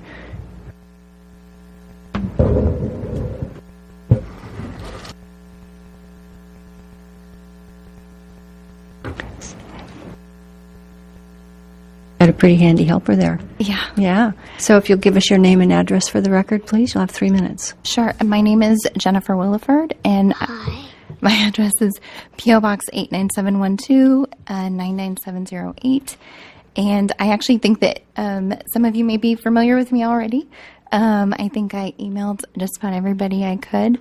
I grew up in Fairbanks. I burned wood my entire life. There's always a wood stove in my home. It's part of my culture. It's just ingrained in me. I am a responsible wood burner. I split stack and store. The boys and I have put up a wood shed. I have I have 2 EPA certified stoves now. And when I went in to apply for the waiver, it was because I was very naive to the process. I'll be honest, I had no inkling when I asked my friends and family and talked about the burn ban. The consensus was, oh no, that's not real. They're not doing that. Having kids, you want to do the responsible thing. Shh. And you want to teach them that, no, we're going to follow the rules. So we didn't light our stove during the ban, and that resulted in some pretty cold kiddos. So with some encouragement from many different people, we got our paperwork together, photos, Burnwise quiz, the whole 9 yards, notarized paperwork, and we went down to the office, and within minutes we were denied our waiver. I have a very small older home. The difference between using wood heat and not is the difference between kiddos in 5 layers around a dangerous heater to keep warm and being warm. I mean, everybody here knows when you go camping and you're sitting around a fire, there's a difference between being cold and being warm. And so I think there's a variety of different appliances Alaskans use to heat their homes. It's inherited that we're very creative. I think everybody wants cleaner air, which is why I had an EPA certified stove to start with. I think what bothered me the most is I was standing there just very discouraged. And when I looked at her and I said, what do I do? She said, well, we have this program, but you don't qualify for that either because you already have an EPA certified stove. So again, I looked up at her and I think at that point I was probably tearing up and trying to be pretty stoic because my boys were with me. And I was like, so what do I do? And she said, have you thought about an electric heater? And so I don't know if any of you have children, but growing up here, I can't tell you how many hazards and what a dangerous situation that is. The first thing you read when you talk about electric heaters is to keep them away from children. You can't play next to a heater with a wood stove or an electric heater. Yesterday, I thought it was interesting that there was an interesting story in the paper about somebody trying to fill a propane stove inside. So people are going to, when they're given that option of you have no option, try something else, they're going to resort to what they can afford and what they have in their means, and that could be dangerous. And so I really am here trying to be the benefactor of those who are on a single income, low income, just that's your means. It's a safe, responsible way to heat. And I don't know if anybody knew that they were being told you have no choice. And so it's $1,000 to the borough, $1,000 in electric bills, or $1,000 to Home Depot. So I put a new wood stove on my Home Depot card, and that's where I'm at. Thank you very much. All right, thank you. Let's see. So before you leave, let's see if there are any questions for you. Yes, Mr. Mayor. Thanks for filling us in. I'm a little confused on this, so I do have a couple of questions. Were you issued a temporary no ash form? I was, but that wasn't my first option. That was kind of after standing there, and she said, so here's the deal. You don't qualify for this other program. What I could do is, if you would like, you could have a 10-day waiver to figure things out. Okay. She did give me that 10-day waiver, and I totally appreciate that. But the problem is when you're on a budget and you're on an income, and trying to find another appliance in 10 days is really unrealistic. I did it. I made it happen. I wasn't going to let my kids be cold, but there has to be more resources. There has to be options for people. It can't just be, you have no option. How about an electric heater? So I was given that 10 days, but realistically, for some people to find a new way to heat their home, that can take months. It's a huge item that you go ahead and you budget in, unless you have a crisis where a furnace quits. And then you're left where I'm at. You're hoping you have a secondary source of heat in your home, like wood, to offset that. But it was really disheartening to me that that was a financial way for me to heat my home. It was a safe way to heat my home. My kids were warm, and it was already an EPA certified stove. So that was, I understand the 10 days is nice. I appreciated it, but I don't know. I just feel like there should have been more options. During that 10 days, didn't you come back in and get another temporary no ash that's still effective through today and continuing forward? No, the temporary no ash I was given was because I was asked to apply for the variance. And so until your variance is adjudicated, yes, you have a no ash form that's valid. You've never had one day that you could not burn. When I called and asked for the variance paperwork, and I asked for it the day after, like I was in the office, nobody got back to me. I left a message. It was on the 10th day that my waiver, it was the 11th day that my waiver ran out. I called and said, nobody got back to me. I have a stove in my Home Depot cart. I'm going to purchase it. And he said, well, just go to the certified dealer. He'll tell you if it's okay. And I said, I'm going to be honest. It's from Home Depot. And he's like, well, I'll look into it and see. So he put me on hold. He looked into it. He said, that stove will be fine. How about you go ahead and fill out the variance paperwork, and then you'll be okay to burn until you get your wood stove installed. That's what I was told. And so you've had a temporary waiver since the first day you came in. I have had a temporary waiver since the first day I came in, but I had to purchase a $1,200 stove in order to make that happen. Has the borough ever issued you a warning letter or told you needed to do that? So my choice is wait for the letter, not follow the law, or come in and do the right thing and apply for the waiver and then be denied. But you weren't denied. Your decision hasn't been made yet. You've been given a temporary I was given no a temporary no ash waiver with conditions that if I applied for the variance, and when I called, the variance wasn't even an option at the time. He didn't. I was told that it was a very difficult legal proceeding. That was something I really needed to think about getting myself into. And I said, listen, I have this stove. I'm just going to put it on my credit card. I want my kids to be warm. And he said, okay, but go ahead and fill out the variance paperwork, and that will cover you until your stove is installed. So yes, I have been able to burn, but there was a time in there that I wasn't, because I was obeying the laws that were in place. And then when I went in there to legally apply for a no ash waiver so I could burn, I was told I didn't qualify. Go home and heat with electric heat. So for 10 days, I was totally petrified. What am I going to do? I went out and I put another expense on my card. Nobody got back to me and said, hey, stop, don't do that. Let's see what else we can do. Mayor, do you have any other, any other questions for Ms. Wilford? I didn't mean to interrupt, just I think we've, Oh, no, I mean, I understand, but yeah. There might be maybe a conversation that should occur. Anybody else have any questions for Ms. Wilford? Seeing none. I have one. Well, yeah, we. Oh, for her. Yeah, I know, but you would need to do that maybe after she's off the dais. Well, a good question that y'all could be asking her. Oh. Is your new stove installed? Thank you very much. So our second, Tara Gildner, if you'd like to take the empty seat. Mr. Davis, thank you for your patience. Your name and address for the record, please. You'll have 3 minutes. Jesse Davis, 4021 Lakewood Loop, North Pole. I'm here because of Mayor Kassel's proposed substitute, specifically lines number 41 through 43, where it talks about the catalyst. We heard a lot of science about that.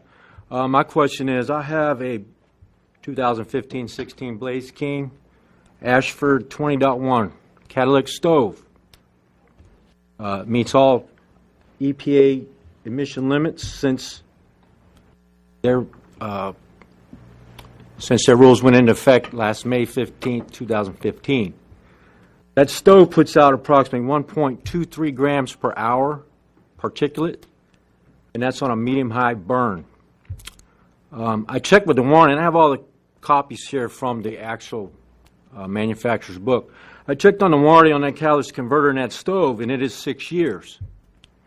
Now, because my stove has been turned off now for almost 2 weeks because I've followed each and every burn ban that we've had in North Pole, approximately 38 days total, according to the mayor, I went by Woodway to get the gasket so I could clean the catalyst, because catalysts don't have to be replaced every 3 years. What they need to be done is serviced every year, cleaned. It's a $15 gasket. It's a $275 catalyst for my stove specifically. And a young, helpful man right there at Woodway, he asked me, he said, well, did you send in your warranty paperwork on your stove? I said, absolutely. He says, oh, well, your warranty has actually been extended. It's 10 years. Now, the 3 lines you have in here is telling me that if I had a no ash, which I do not, I have a stage 1 waiver, but if I had a no ash, I probably could get one right now because I have about 1.5 inches of ice at my back door that's keeping me from opening my fire egress to the rear of our home. However, my finances are none of the borough's business. That's between me and the IRS. So my point here is 10-year warranty on a catalyst. Yes, I understand it will degrade over time, but the manufacturer is warranting it for 10 years, and yet you want me to replace it every 3. That's unacceptable. It really is. The gasket, $14.75. It takes about 2 minutes to get the catalyst out of the stove, and if you're not familiar with them, they're about this large. At least in my stove, they're not very big. Very easy to clean, you just have to be careful with it. What I think is that you guys are putting some unrealistic rules on an already very onerous process to get a no ash in this bowl to begin with. And now, how are you even going to do this? How are you going to check? Are you going to require that a certified dealer such as Woodway installs a new one? I don't know. Good timing, Mr. Davis. Thank you. Does anyone have any questions for Mr. Davis? I have a Yes, question for Ms. staff, if Major. that's okay. Oh, if Well, it's a technical question it related to is. his discussion, sure. And so I just, because it was something we talked about last week, and so I guess last week we talked about that there is, the borough will replace or has funding to replace the catalysts. And so what is is that just, can you maybe just briefly describe that process? Because I think it's important to this discussion. Yes. Catalyst replacement and stove repair is an eligible expenditure under the Targeted Airshed Grant, which is the federal funding where we have the majority of our change-out money at. And it funds up to $750 for repair of the stove or replacement of the catalyst. And that anyone is eligible for that? Correct. They would still have to go through our prioritization program, but it would be folks that are within the air quality control zone. Thank you. Yes, Mr. Lojewski. I have a technical question, too. And so I remember at the work session you mentioned kind of like the decline curve of efficiency. How does cleaning the catalyst fit into that? Cleaning of the catalyst it basically just cleans all of the material off the catalyst, so there's more surface area that's available for the chemical reactions. And so in an instance where your catalyst was dirty or plugged, it would increase the performance efficiency. So if one was routinely cleaned, and I also have a question, how often should it be cleaned? And it probably depends on use, but if one was routinely cleaned within the manufactured warranted life, should it still work, effectively during that period of time? Yes, absolutely. Okay, any other questions? Seeing none, thank you very much for coming down. We appreciate it. Thank you. So in the empty seat, we have Christine Robbins. Ms. Gildner, your name and address for the record, please. You'll have 3 minutes. My name is Tara Gildner. My address is 877 Linwood Way, North Pole. I wanted to bring up a couple of laws I think a lot of people are forgetting or totally disregarding on purpose.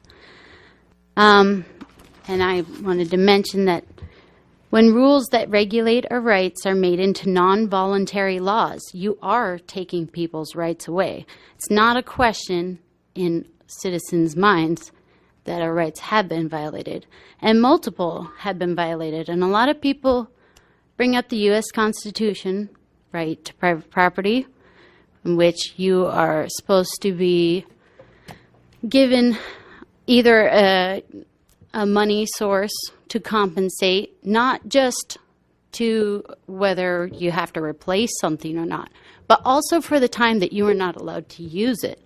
The deprived time for using that should also be compensated. And since these laws were made with no way to compensate people, it's already violating the U.S. Constitution, but it's also violating Article 17 of the 1948 Universal Declaration of Human Rights. No one shall be arbitrarily deprived of his property. So you are violating human rights as well as the U.S. Constitution. I'm sorry, I didn't mean to say you. I know that a lot of these laws get passed, and you guys follow a lot of the rules, but I'm worried that we forget what laws we're breaking in trying to make new rules. And we understand that we all want cleaner air, and we understand that we need to work together on this. But I think a federal government included in this is quite an overreach, and the way we have constructed these laws is it violates too many of our rights. And so we need to make this, in the best of circumstances, I would suggest that we could maybe take out the federal government and make this to be only a state or local. Because when you try to have people make laws that live in other states, they do not understand our circumstances, and they also do not feel that they are reliable for us when they live so far away. We need people here making rules here. And there are people that have come up with certain solutions that could help, and we appreciate that. Anybody that burns wood, I mean, everybody I've ever grown up with, we all try to burn with the driest wood possible. It helps us. It makes less work for us. We don't have to haul as much. And so I just ask people to consider this, and yep, I'll stop there. Okay. Let's see if there are questions for you. Mr. Quist. So on the resolution, or rather the ordinance before us and the proposed substitute from the mayor, I could infer your opinion, but do you have an explicit position on it? As far as this ordinance, I don't have a whole lot of position. I do see that it, to me, is a little bit better, but it does not provide us the security and safety that we need as a society to even survive in our cold weather. So it's helpful, but it's not enough. If I could follow up, do you have a specific recommendation or like a different course of action to address the problem or the matter? One, as far as like what you guys provided, the waiver for her, the last lady that spoke, for 10 days, why are you guys trying to limit that? Because it should be, if nothing else, it should be an offer until something is actually taken care of. It shouldn't be a limited offer. This is, people don't have time to come in every 10 days. Are you kidding? I mean, how are people going to work their normal jobs when they have to interrupt themselves all the time to come in and ask for things from the state? And it takes state and federal government so much time to process. So a lot of times, like she pointed out, you run out of time, and then you're left either having to be a criminal or having to be cold. So neither of those are good options. So my question was a little bit different. I don't want to necessarily take any more time right now. We can maybe talk later. I was more, when I asked about, when I was referring to the problem, I was referring to the air pollution problem, and not the space heating aspect, which is also a consideration. Would you state your full question again? I guess so. I mean, the intent, like, so the proposed substitute here to this ordinance, makes it a little bit more restrictive to get a no ash. The primary rationale is that it will help mitigate air pollution on days when the air pollution is really bad due to the weather in the temperature inversion. So it sounds like you're against it, and I was just curious if you had an idea as to something else we can do to help solve the air pollution problem, because if we just make it so that anybody can get a no ash basically any time for an indefinite period of time, then we're just going to aggravate the problem. So I was just curious if you had a thought on it. But. I said you would offer it for an unextended, or that for an you could offer it until you could come up with a solution that would actually not violate our rights, as far as coming up with a way to pay for it. But until you come up with a way to pay for something for them, there shouldn't be any regulation on them, because you have not provided compensation for them until you have come up with a solution to provide the compensation. So you can't put a 10-day restriction when you don't know how many days it will take you to provide the compensation. Thank you. Yes, Mr. Mayor. Oh, before you go, many moons ago I was supposed to note that Matt Cooper had joined us at about 7 o'clock. Thank you, Mr. Mayor.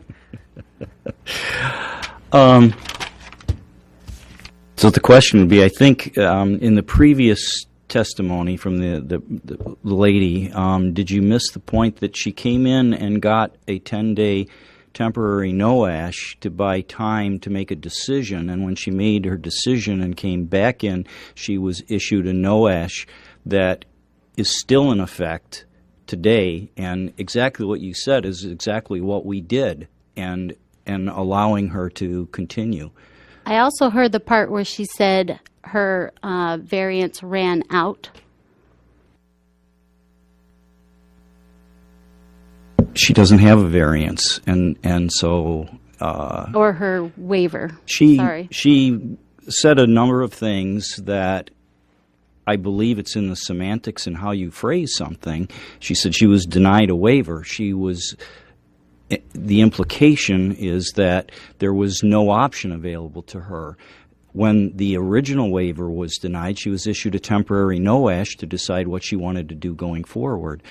In other words, we're trying to work with her, and trying to accommodate. And exactly as you requested, that she should be able to get an indefinite time period on a no ash instead of being limited to 10 days. That's exactly what we did when she came back in and decided that was the course of action she wanted to take. That's what we did. Why did she say it ran out? It didn't. It never has. I'm not sure why she said that. I'm getting a number of phone calls from very confused people, including people from the lower 48 with regard to this, that are saying that the borough is preventing her from burning. And there hasn't been one day that we've done that. So I'm confused as to why all these people are calling us and asking how they contribute money to help her out and whatnot. I don't know. I'm just telling you what we did, and you were confused. So we're a little skating on the edge of our process here. Our role is to ask you questions, and our role is not to debate with you. And so we're going to be careful with that, because it's about making a safe, respectful place that we all feel good in. Yeah, I'll just end with one thing, is to say that even giving that waiver or the no ash, even allowing that, does not negate the fact that she did not receive compensation, and it still violates U.S. constitutional law. Okay, so that's your point. Mr. Lawrence. Mr. Gilner, Ms. Gilner, do you believe that people should be able to heat their homes the cheapest way possible, no matter what impact on the air quality? To heat? Yes. Well, considering it's a right, now I do understand that air quality is important to a point, but you can't violate one right and say in lieu of another. And you are putting restrictions that aren't even legal.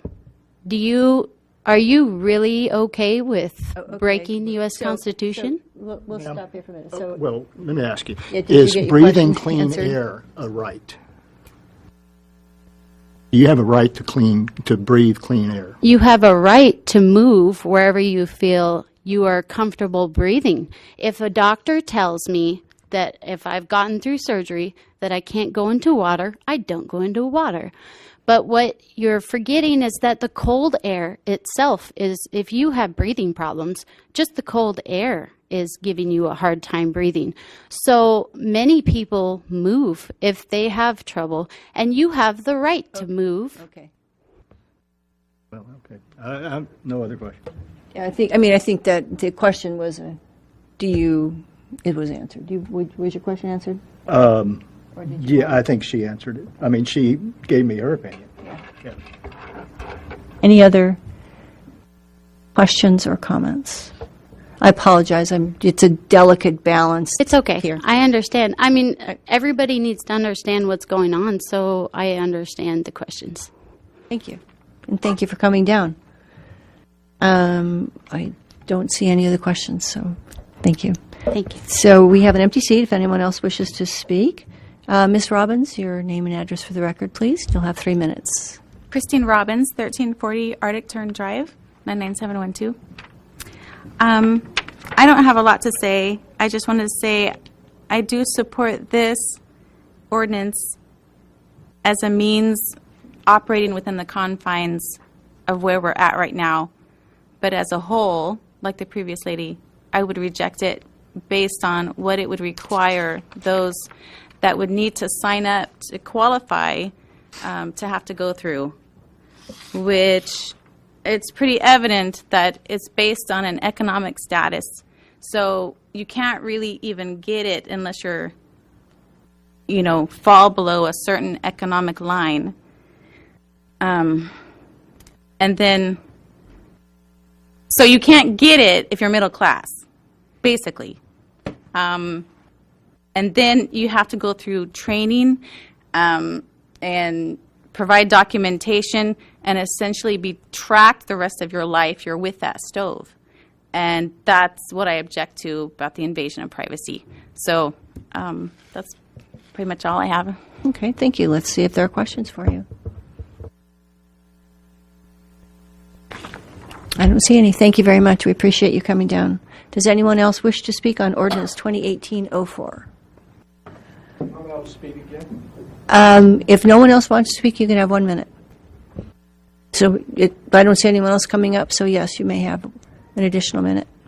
My partner just texted me something. I'm going to read it to you. Okay. Your name and address, though, again, please, for the record. Jesse Davis, 4021 Lakewood Loop, North Pole. Thank you.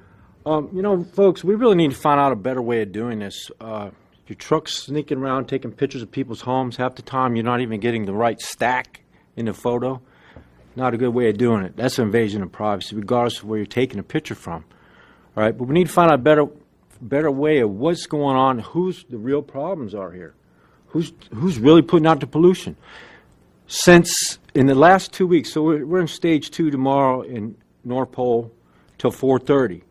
With the exception of January 31st, North Pole's been in stage 2 for 2 weeks.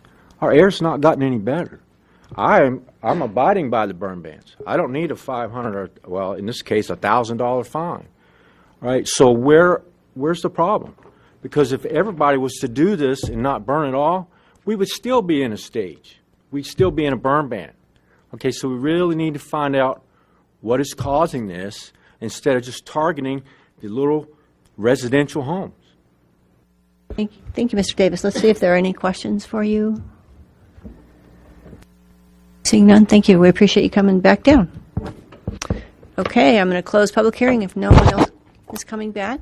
Okay, public hearing is closed. Look for a motion. Move to adopt. Second. So moved by Mr. Lawrence and seconded by a voice down here. Mr. Roberts. Move to substitute. Second. So Mr. Lawrence has moved the substitute. It was seconded by Mr. Tackey, I believe. So on the substitute, Mr. Roberts. Yeah, so I'd like to make an amendment. So on line 43 and actually 42, I want to replace in the last 3 years with in accordance with the manufacturer's warranty period. Second. And then also line 25, insert the word possible between all and EPA. Okay, hold on. So line 25, insert the word all between, insert, do what? Insert the word possible. Word all between, possible between all and okay. EPA. So it's been moved by Mr. Roberts that we add at the end of line, replace, delete. Replace in the last 3 years with in accordance with the manufacturer's warranty period. It's written down. Yeah, on my notebook here. So delete on line 42 in the last 3 years and add, so you're not deleting in. So in accordance with manufacturer's warranty period. Is that correct? Yes. And then insert possible on line 25 between all and EPA. Is that correct? Yes. Okay. And is there a second? Second. I also move to divide the question. Second. Okay. So it's been moved by Mr. Roberts. I think I've read it, what he is proposing, and seconded by Mr. Lojewski. And then it's been moved to divide. Mr. Lojewski has moved to divide the question, and it was seconded by many, but we'll give it to Mr. Quist. And I'm presuming you want to divide the question between lines 25 and lines 43. Is that correct? Yep. Okay. So that means we have in front of us a divided question. No, we need to vote on it. We need to vote on dividing the question. Thank you. Okay. Any discussion on dividing the question before we? It's non-debatable. Not debatable. It's a good thing we have rule people back here. Okay. Please call roll. Major. Yes. Mr. Lojewski. Yes. Mr. Roberts. No. Mr. Tackey. Yes. Mr. Cooper. Yes. Mr. Quist. Yes.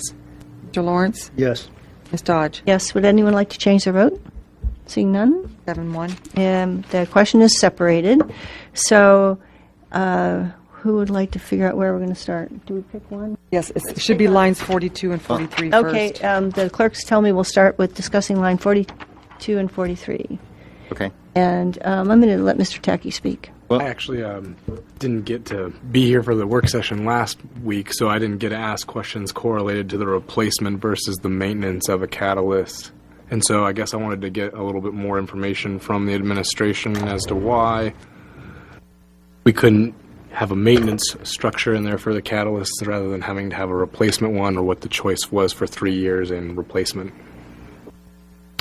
And the choice for 3 years on replacement was just based on information that we'd received from DEC, and also it was in accordance with some of the stuff within the NSPS. And the intent of it is to get those devices operating at their peak efficiency, and so replacement or maintenance would achieve that same intent. I have a follow-up question to that. So if we put maintenance in rather than replacement, would that be deemed as a backsliding from the DEC, or would that probably be sufficient? No, and to address that question, there are no backsliding implications with this particular ordinance. The introduction of the replacement of the catalyst was simply to try to offset some of the emission increases that would be seen by allowing some of these older EPA-certified devices, which can be up to 7.5 grams per hour, whereas right now we're only allowing 2.5 grams per hour, and it's during the times where we have the most pollution in the air. And so that was the the background behind it. And yes, I would say that replacement or maintenance would be appropriate items. One follow-up? Okay. Okay. It was just related to the catalysts in these stoves. Is it possible that if there was like a 7.5 gram emitting stove and you replaced a different catalyst in there, could it reduce it down? Is that even a possibility, or unrelated? I don't know of any stoves that are 7.5 grams that would have a catalyst, because they're typically cleaner than that. And I don't think that it would be appropriate to replace with a different catalyst, because they're engineered and designed for the particular stove. And in addition, the new source performance standards under which stoves are certified requires that stoves not be modified. So by doing a modification to the catalyst, you would be in effect voiding the EPA certification on the stove. Thanks. Mr. Roberts, my apologies. Would you like to speak to your motion? Sure. So, so we asked a lot of questions last time about the 3 years, and it seems like it's just kind of a average number that they tried to pick, a reasonable number. But I realize after the email we got today and this testimony that we actually can pin this down much better by doing it with the manufacturer's warranty period. We get that time frame. It's different per stove, so we'll go with whatever their warranty period is for their stove. It's more flexible, and so the people who buy the better quality stoves and pay for the better warranty end up getting more time for that. And so I think it's a much more reasonable thing to do than just picking 3 years out of the hat to apply it to all stoves, which is quite a range. So I think I'd ask your support for this amendment. Mr. Quist. Thank you. I've got a couple of questions probably for staff or whoever wants to respond to them. But so the catalysts, if the manufacturer doesn't offer a warranty, or maybe all catalyst manufacturers do have a warranty, but let's say it didn't have a warranty period, and with its adopted language, it seems to me the way that the amendment's proposed, then it wouldn't be able to qualify for no ash. So I guess my question is, do we want to have, is it necessary to have a time period in addition to the manufacturer's warranty in the case that there isn't a warranty, or is this a problem that doesn't exist and all of these catalysts have very well-defined warranty periods? Yeah, that's a very good question. And if we did just change it to warranty, then that would be difficult to implement. And I don't know the answer just off the top of my head as to whether they would be excluded or not. Maybe is something along the lines of per manufacturer's specifications. Would alleviate that. That's fine for now. Thank you. Okay. Mr. Cooper. Thank you. I think Mr. Quist and Mr. Sarnecki raised the same issue I was thinking about, which is I don't know how precise or warranty period is, and perhaps manufacturer specifications or recommendations makes more sense. And so I'm going to move to amend the amendment by replacing warranty period with recommendation or specification. Is there a second? Second. So, recommendation or specification? Right. So it's been moved by Mr. Cooper and seconded by, I think, Mr. Roberts. Is that correct? To amend the proposed amendment on line 43 to read in accordance with manufacturer's recommendation or specification and delete warranty period. Discussion on the proposed amendment to the amendment. Seeing none, is there objection to adopting the amendment to the amendment? I see none, so the amendment is amended, and we're back on the amendment on line 43. Yes, Mr. Lawrence. Could somebody read how it's going to read? Absolutely. Line 41 reads, an EPA-certified appliance manufactured after 1988, and if the appliance has a catalyst, the catalyst has been replaced by a new catalyst in accordance with manufacturer's recommendations or specifications. So I just want to point out, you said 1988. Oh, okay, thank you. It should be 1998. Yes, Mr. Lawrence. So we're saying, as it reads, that if this amendment is approved, that the catalyst has been replaced. But shouldn't it say the catalyst has been maintained as required by by manufacturer's specifications? I mean, the verb replace throws me a little. We don't want to what I understand Mr. Roberts' amendment to mean, or to its goal is to not replace catalysts, before they, as long as they're still effective. Right? I can speak to that. Answer that as the sponsor. Well, sure. Okay. So,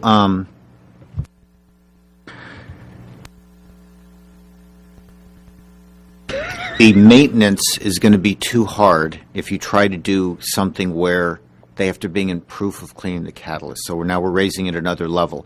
What the manufacturer's recommendations and specifications are going to be based on their cleaning cycles. And at some point, most of this is going to be taking on their word anyway, but the replacement is much more easily documented than the proper maintenance. And so I think it's much more enforceable and realistic for us to go with the replacement and hope that if people are paying attention to what that date is, they're also paying attention to the instructions that comes with their catalyst for proper maintenance. All right. Mr. Tacky, thank you for your patience. I was going to move an amendment to add in replacement, but after that, or maintenance, but after that comment. But regarding the fact that this wouldn't be backsliding in any regard, I kind of want to insert, so I'm going to move to insert maintained or between been and replaced on line 42. So you want it to read, the catalyst has been maintained or replaced? Correct. Okay. Amending the amendment. Is there a second to that amendment, to the amendment? Is there a second? Second. Thank you. So it's been moved by Mr. Tacky and seconded by Mr. Quist to amend the amendment on line 42 to say the catalyst has been maintained or replaced by a new catalyst. Is there objection to that proposed amendment to the amendment, Mr. Lojewski? I object. Okay, thank you. You want to speak to it? Sure. Mr. Roberts, I think, hit the nail on the head that it's in interest of simplicity. We shouldn't put that in and trying for people to prove that they're in compliance, or the borough trying to enforce compliance. It's too much. But certainly, people should certainly, maintain their catalyst, but let's not put it in the sphere of the borough. Mr. Lawrence, did I see your hand up? No. Okay. Yes, Mr. Roberts. So I'm certainly for the spirit of this because it would be good to make sure people understand that they need to maintain their catalyst. I'm just worried about placing it this way and ending up with even more rules that people and more documentation required that people have to do somehow. I'd feel better if it was in there as something that noticed people that there is maintenance required, so maybe a phrase at the end with the recommendations and specifications, like including maintenance, but something that would keep us from going to the level of trying to do enforcement on this type of thing, which I think would just get too much into the weeds. So I don't have a suggestion at this point. I'm saying all that hoping somebody thinks of a good idea. Mr. Cooper, do you have a good idea? Yeah, I mean, I think that there's a couple. Mr. Roberts kind of summarized it, but it's as a matter of having like a rule that's easy to follow. Replacement is easier than maintenance, although I certainly hope that people will maintain their catalyst as well. And I guess the other question I had, maybe for Mr. Sarnecki, is the amendment to the amendment says replace or maintain or replace, and I'm a little concerned about or. Is there the word or as a connector, is there any type of catalyst that will last indefinitely if it's maintained, or is it going to have a lifespan? No, they have a definitive lifespan because they do consume the metal on the catalyst during the reaction. And yeah, definitive lifespans could be as long as 10 years. They could be as short as 2. So I don't know, Ms. Dolan, if having an or, maintain or replace, somehow would allow somebody to circumvent that by continuing to maintain after the lifespan of the... I think it would. Yeah. And we're 2 amendments in, so I can't make another amendment. You have to defeat it. Yeah, Mr. Tacky. So I'd like to speak to that. I mean, with punctuation and stuff in mind, wouldn't manufacturer's specifications specify when it would need to be replaced versus maintained? Likely? Or unlikely? Likely, but I can't say that I have read every manufacturer's specifications on all the stoves out there. Do they recommend replacement or maintenance, just like changing out oil versus changing? Okay. Any other discussion on the proposed amendment to the amendment? Seeing none, Clerk, I think it's probably we need a vote. Mr. Cooper? No. Mr. Quist? No. Mr. Lojewski? No. Mr. Tacky? Yes. Mr. Roberts? No. Ms. Major? No. Mr. Lawrence? No. Ms. Dodge? No. Would anyone like to change their vote? Seeing none, 7. the amendment fails. So the amendment to the amendment fails, and we're back to the amendment on line 43. I can read it again if you need it. Mr. Quist. I'd like to move to amend the amendment to add the phrase maintained and between the words been and replaced on line 42. Okay, so you are changing between on line 42 between been and replaced. You're saying maintained and replaced. Is there a second to that? Second for the sake of discussion. Okay, Mr. Tacky, moved by Mr. Quist and seconded by Mr. Tacky to amend 42 to say been maintained and replaced.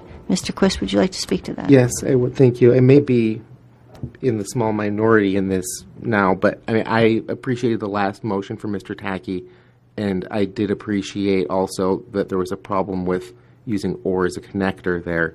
And the more that I've been thinking about it, and with the discussion here and the report from staff, I think it's very clear, and from testimony as well, it's very clear that maintenance of a catalytic device is very important for its operation. We're talking about allowing people to operate these devices on the days with the dirtiest air. I think that if you're going to be relying on a catalytic device, and that's a part of your ability to get this exemption, that you should be able to maintain it. It doesn't seem like it's necessarily any more difficult to enforce I could be mistaken on that, and I would like to be enlightened. Most of this is done with affidavit.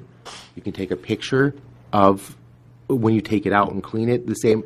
I can't imagine the documentation for if you needed to provide documentation for the maintenance of the catalytic converter would be any more difficult than any documentation of replacing that device. So, I don't think that maintenance is too much to ask for this exemption, and that's why I'm trying to amend the amendment. Thank you. Okay. Anyone else on? Yes, Mr. Roberts. So, as far as that goes, with a replacement, you're going to have some type of receipt probably documenting when at least you bought it. If you're doing maintenance, I have a problem enough with my camera, let alone setting it so it's got a date when I take the picture, let alone that date would be correct and that the battery's charged in my camera, which I replace a lot of those because they go out quick. And so I don't know if we want to set that up for people to try and prove that they maintained it once a year and give us a date, and then you can get into details that I really don't think anybody wants to get into. What I do think we can do, I'm going to say no for this amendment, but I think what could happen is that the administration could look into the details that we're trying to do on the fly here, dealing with what the manufacturers say about these catalytics, and they could come back with an amendment in the future to change this. This isn't going to have much effect. We've only got 6 weeks left in the season, so we'll have plenty of time if the administration wants to do more research and comes up with a tighter phraseology here than us trying to figure something out on the fly. Okay, Mr. Lawrence. Yeah, I agree with Mr. Roberts. I think inserting maintenance as being part of the requirement of, for this no-ash qualification, I think creates a lot of uncertainty. I don't know how you prove maintenance, as Mr. Roberts said. I just concur with that, and I speak against the amendment to this amendment. Mr. Quist. Thank you. Presumably when you replace the catalytic unit, you also have to replace the gasket. The gasket's not going to be usable a second time, and so you're going to be buying a new gasket. So you've got a receipt. That helps with the documentation. I don't think that this bar is so high. Asking to be able to operate a device that literally costs lives, and during a time when it's most dangerous to operate that device. And maintenance is an important thing. Anyways, that's all I have to say. Thank you. Okay. Anything else on the proposed, pardon me? Yes, Ms. Lojewski, thank you. I agree with the comments of Mr. Lawrence and Mr. Roberts, and just again, for simplicity, I'm a no. Clerk, please call the roll. Mr. Lojewski. No. Ms. Major. No. Mr. Roberts. No. Mr. Tackey. Yes. Mr. Quist. Yes. Mr. Cooper. No. Mr. Lawrence. No. Ms. Dodge. No. Would anyone like to change their vote? Seeing none? 2-6. Okay, we're back to the amendment. Any discussion remaining on the amendment? Seeing none, Clerk, I think we're ready to vote on the amendment. Mr. Cooper. Yes. Major. Yes. Mr. Quist. Yes. Mr. Lojewski. Yes. Mr. Roberts. Yes. Mr. Tackey. Yes. Mr. Lawrence. Yes. Ms. Dodge. Yes. Would anyone like to change their vote? Seeing none? 8-0. Excuse Thank me. you. The ordinance is amended, and now we're on line 25, where it's been proposed by Mr. Roberts and seconded, I think, by Mr. Lojewski, to include the word possible between all and EPA certified appliances. To read, the no-ash determination should include all possible EPA certified appliances. And this is in the whereas. Yes. Yes, So, Mr. Roberts. So when this was originally constructed, we didn't have the amendments that the substitute brings into it limiting which EPA appliances get this, and so therefore now that we're limiting it, it's not all, and the whereas should be modified, and that was a suggestion brought up by legal.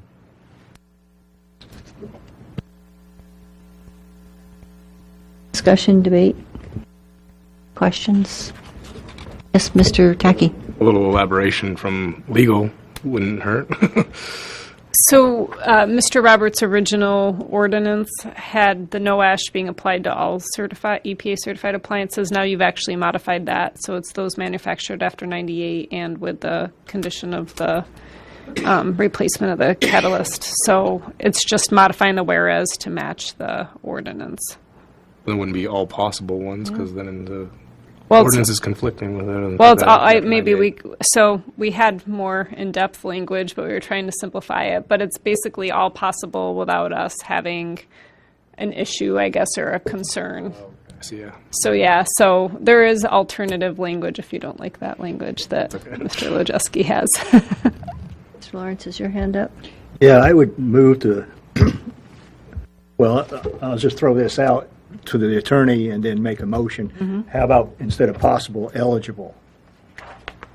That would work as well. As well, no better?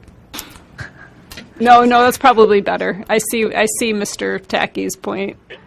Okay, I will move to amend the amendment to replace the word possible with eligible between the words all and EPA. Okay, so it's been moved by Mr. Lawrence and seconded by Mr. Cooper to amend the amendment to read, whereas the no ash determination should include all eligible EPA certified appliances.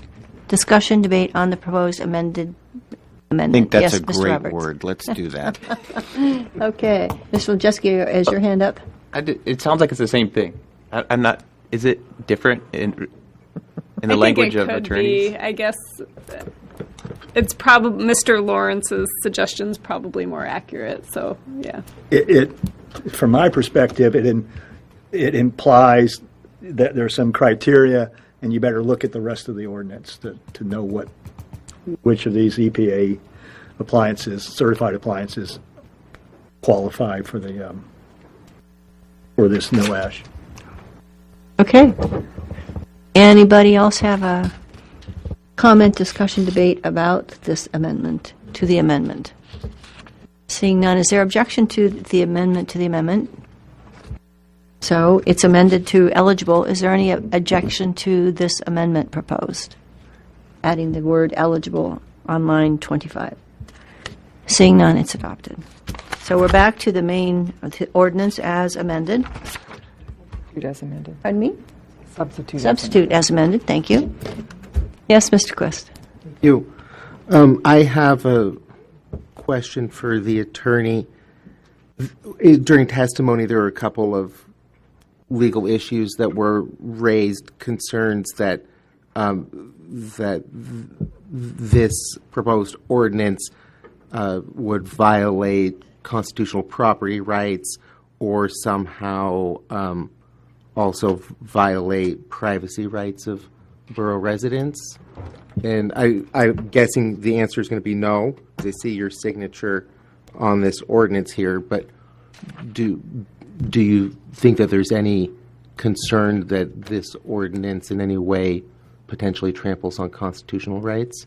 No, I don't. I think looking at kind of the level of review that courts do with regulatory type takings, which is what this would be for health and safety issues, I think there's a clear, legitimate government purpose, and I don't think it goes further than necessary to achieve that. So I think it would be very unlikely that we'd have a takings claim, and I don't see the privacy implication in it either. So, thank you. Any other discussion, debate about the substitute as amended? Seeing none, clerk, I think we're ready to vote, and I'll carry that the substitute carries the main motion. Mr. Lojewski. Yes. Mr. Major. Yes. Mr. Roberts. Yes. Mr. Tacky. Yes. Mr. Quist. Yes. Mr. Cooper. Yes. Mr. Lawrence. Yes. And Ms. Dodge. Yes. Would anyone like to change their vote? Seeing none, 0. it's adopted 8-0. And I'm assuming that the body would like to roll on without a break. Is that correct? Okay. Then we're going to move on to ordinance number 2017-20-1S, and that's an ordinance amending the FY 2017-18 budget by appropriating $178,700 from the general fund balance to the general fund non-departmental for a one-time membership fee to the Fairbanks Metropolitan Area Transportation System, Metropolitan Planning Organization. Sponsor is Mayor Kassel and Assemblymember Lawrence. It's on page 90 of your packet. Mayor Kassel, do you have a staff report? We do, thank you. Unless Mr. Lawrence wants to go first. I'll let the administration take the lead. All right, thank you. It's really pretty straightforward. I think you're all aware that FMATS has been moving to try to kind of change their identity a little bit from being hosted at the City of Fairbanks to being a standalone organization. In order to do that, they need some seed money to make that possible. FMATS functions on a reimbursable basis where we get state and federal money coming through to FMATS, but we have to have a nest egg to take care of the expenses up front and then get reimbursed for it. So when I say we, I mean FMATS as a we, which is the City of Fairbanks, City North Pole, Fairbanks North Star Borough, and the State of Alaska are all partners in this.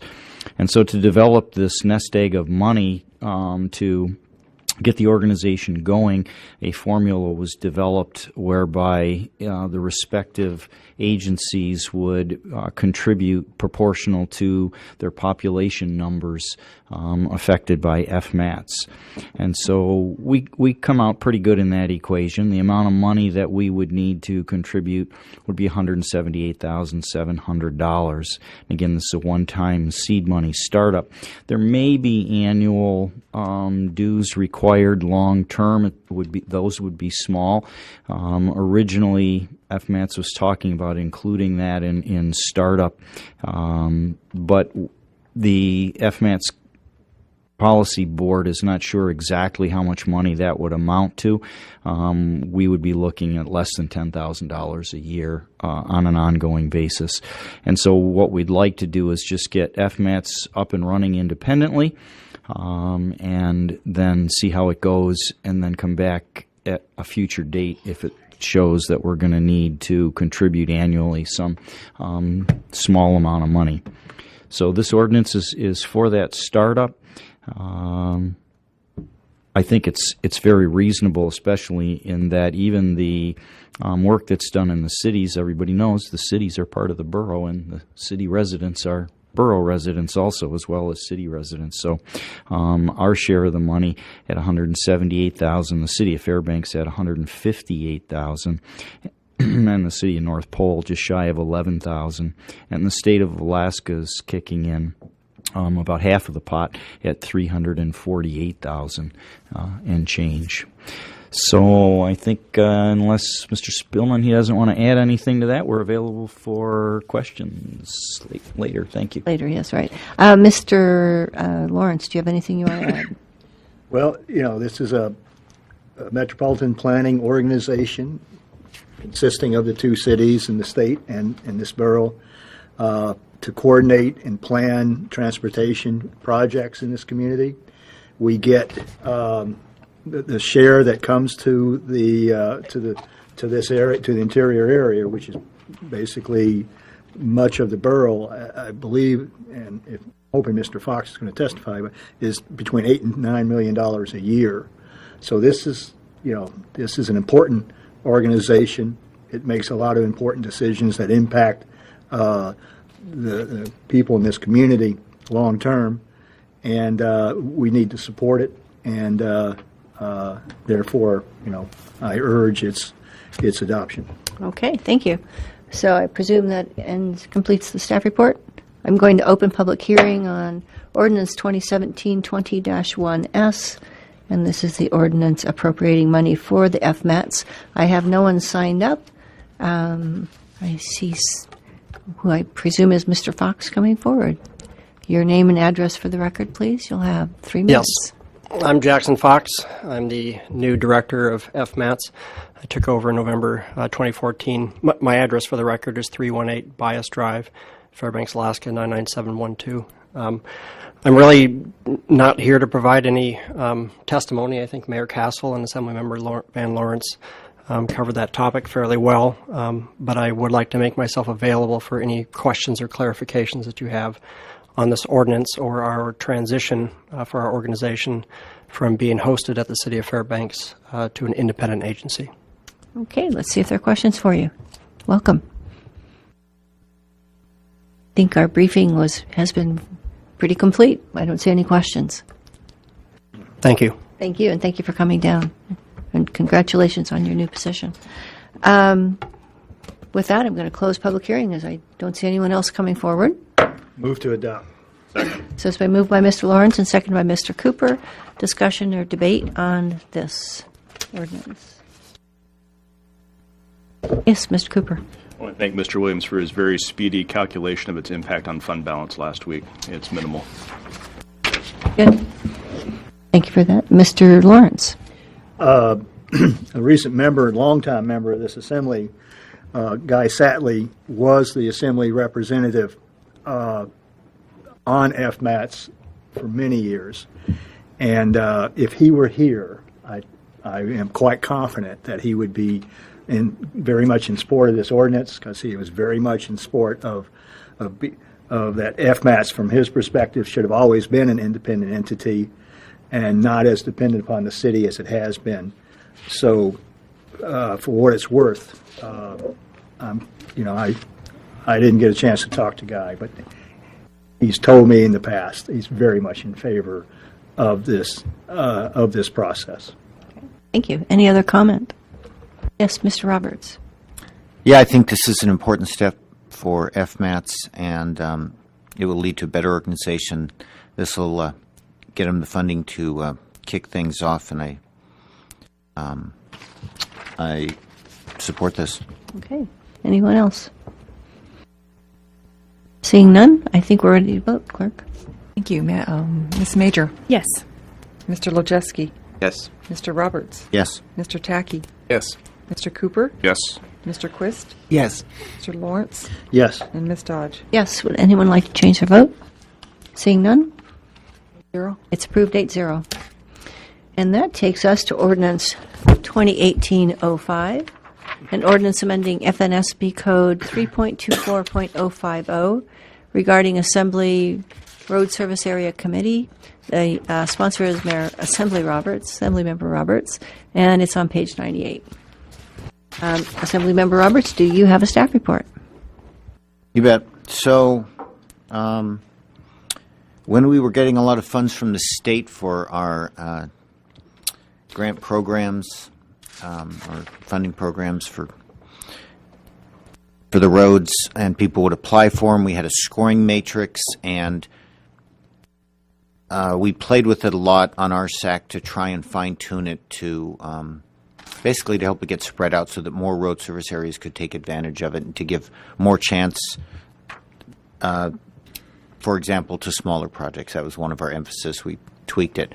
But it hasn't been played with in the last, I don't know how long, 3 or 4 years, because there hasn't been any money from the state. So people submit projects and they do get scored, but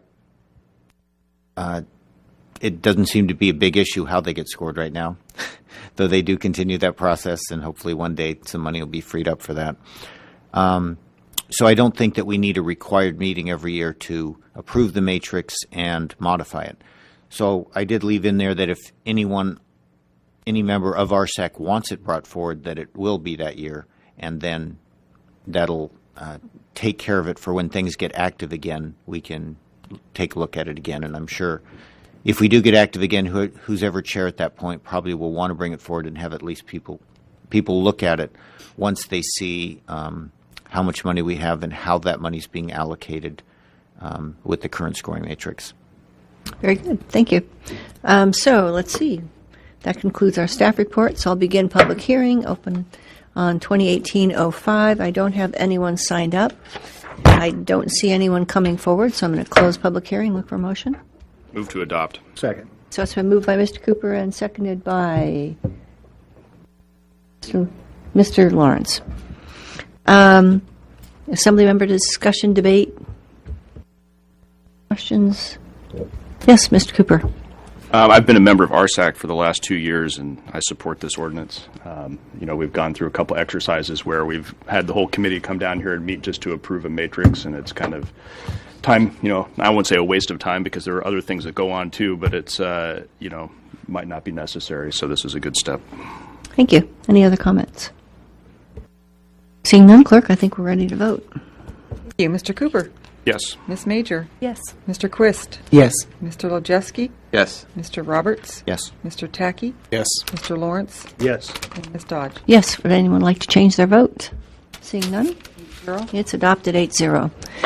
And that takes us to consideration of calendar unfinished business, of which we have none.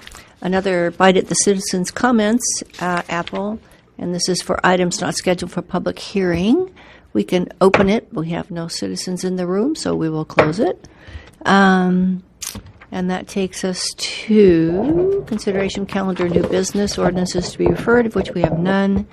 And it takes us then to another citizens' comments. We still have no one in the room. So we will move to assembly member comments.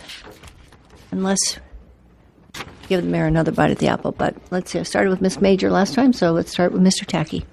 I have no comment. Thanks. Thank you. Ms. Lojewski. You can come back to me. Yep. Mr. Lawrence. I have no comment. Okay. Ms. Major. I may or may not be here next week, depending on what happens in the next few hours. So I'll certainly let you all know tomorrow as to whether or not I'll be here. Okay.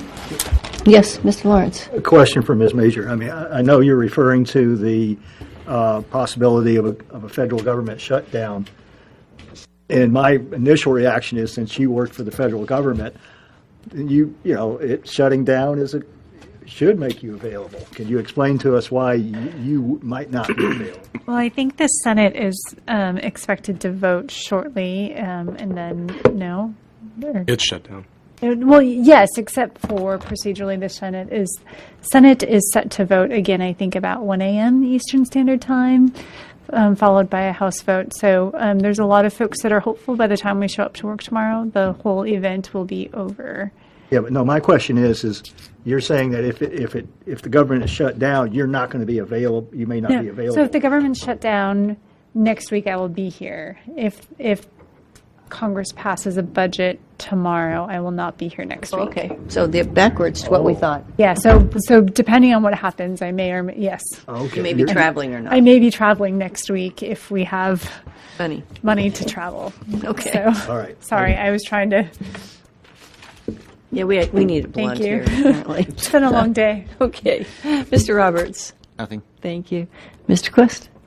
One thing I omitted from my report on the Air Pollution Control Commission meeting at the beginning of the meeting was it was actually very well attended by citizens. That we had, I think, at one point maybe 15 people, and it was a pretty short meeting, and they all stuck around. So, or most of them, we had no fewer than 12 people at any point, which I think is, for a little meeting without like a whole lot on the agenda, was pretty encouraging. So, super. And Mr. Cooper. No comments. Thank you. Give Mr. Lojewski, yes, Mr. Lojewski. Thank you. Okay, I'm ready now. Yeah. Okay. I wanted to thank the folks who came in and testified on Ordinance 2018-04. And I want to say, I felt that they all came up here in good faith and just gave their perspective. And just in case, for the mayor, it felt like some of your questions were a little bit hostile towards them. I don't know. I don't think that's what you intended, but just point that out. Okay. That's all for my comments. Thank you. I have no comments, and I was going to give the mayor another bite because you were not on the air, I think, for your report. Is there anything you would like to report on the air at this time?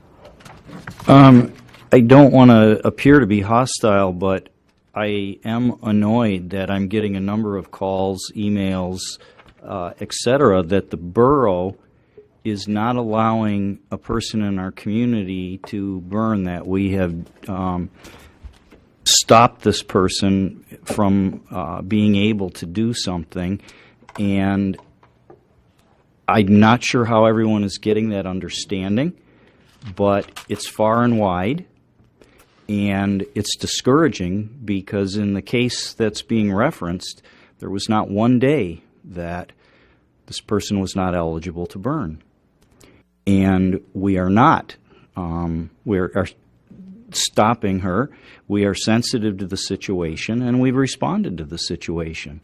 And we've put that out to folks as politely as we could, but it's still coming back, including today, that we are not providing a waiver, that we are not allowing this person to burn, and this person is not able to keep their house warm. And that's not the case. And so it upsets me when I keep hearing that, when it's not the case. And folks are trying to help out. I mean, we've got a darn good community here. And when our community hears of someone in need, they chip in, and they pull their wallet out, and they help. And there are folks that want to help here because the borough's being so bad and not allowing this person to have a waiver. And this person has a waiver and there hasn't been one day that they haven't been able to burn. And you listened to testimony this evening that was quite confusing. I don't find the situation confusing at all. But the second person that testified was confused and was repeating that we were not giving the previous testifier a waiver because she was confused from the previous testimony. So I'm just trying to make it clear exactly what happened here. And it was really very straightforward. And I know it can be an emotional situation for folks, and I'm sorry that it can be. So we try to be as helpful and sensitive as we can be, and we try to find solutions, which includes issuing temporary no ashes until someone makes a decision with what they want to do. And then if their decision is to apply for a variance, we do another temporary no ash until the variance gets adjudicated. I don't know what more we can do unless you want to change the code. So thank you. Thank you. I hadn't meant to reopen the issue. It has been, so any questions of the mayor, or are we appear to be... Oh, I have to read you a couple things. So much for being adjourned. Almost there. So, Friday, February 9th, the Capital Projects and Legislative Priorities Committee will meet at noon in the Chismar Conference Room, which I believe is on the second floor. And Thursday, February 15th, there will be a special assembly meeting at 5:30 in the Assembly Chambers, and the Finance Committee meeting and the Committee of the Whole work session will immediately follow. With that, we're adjourned.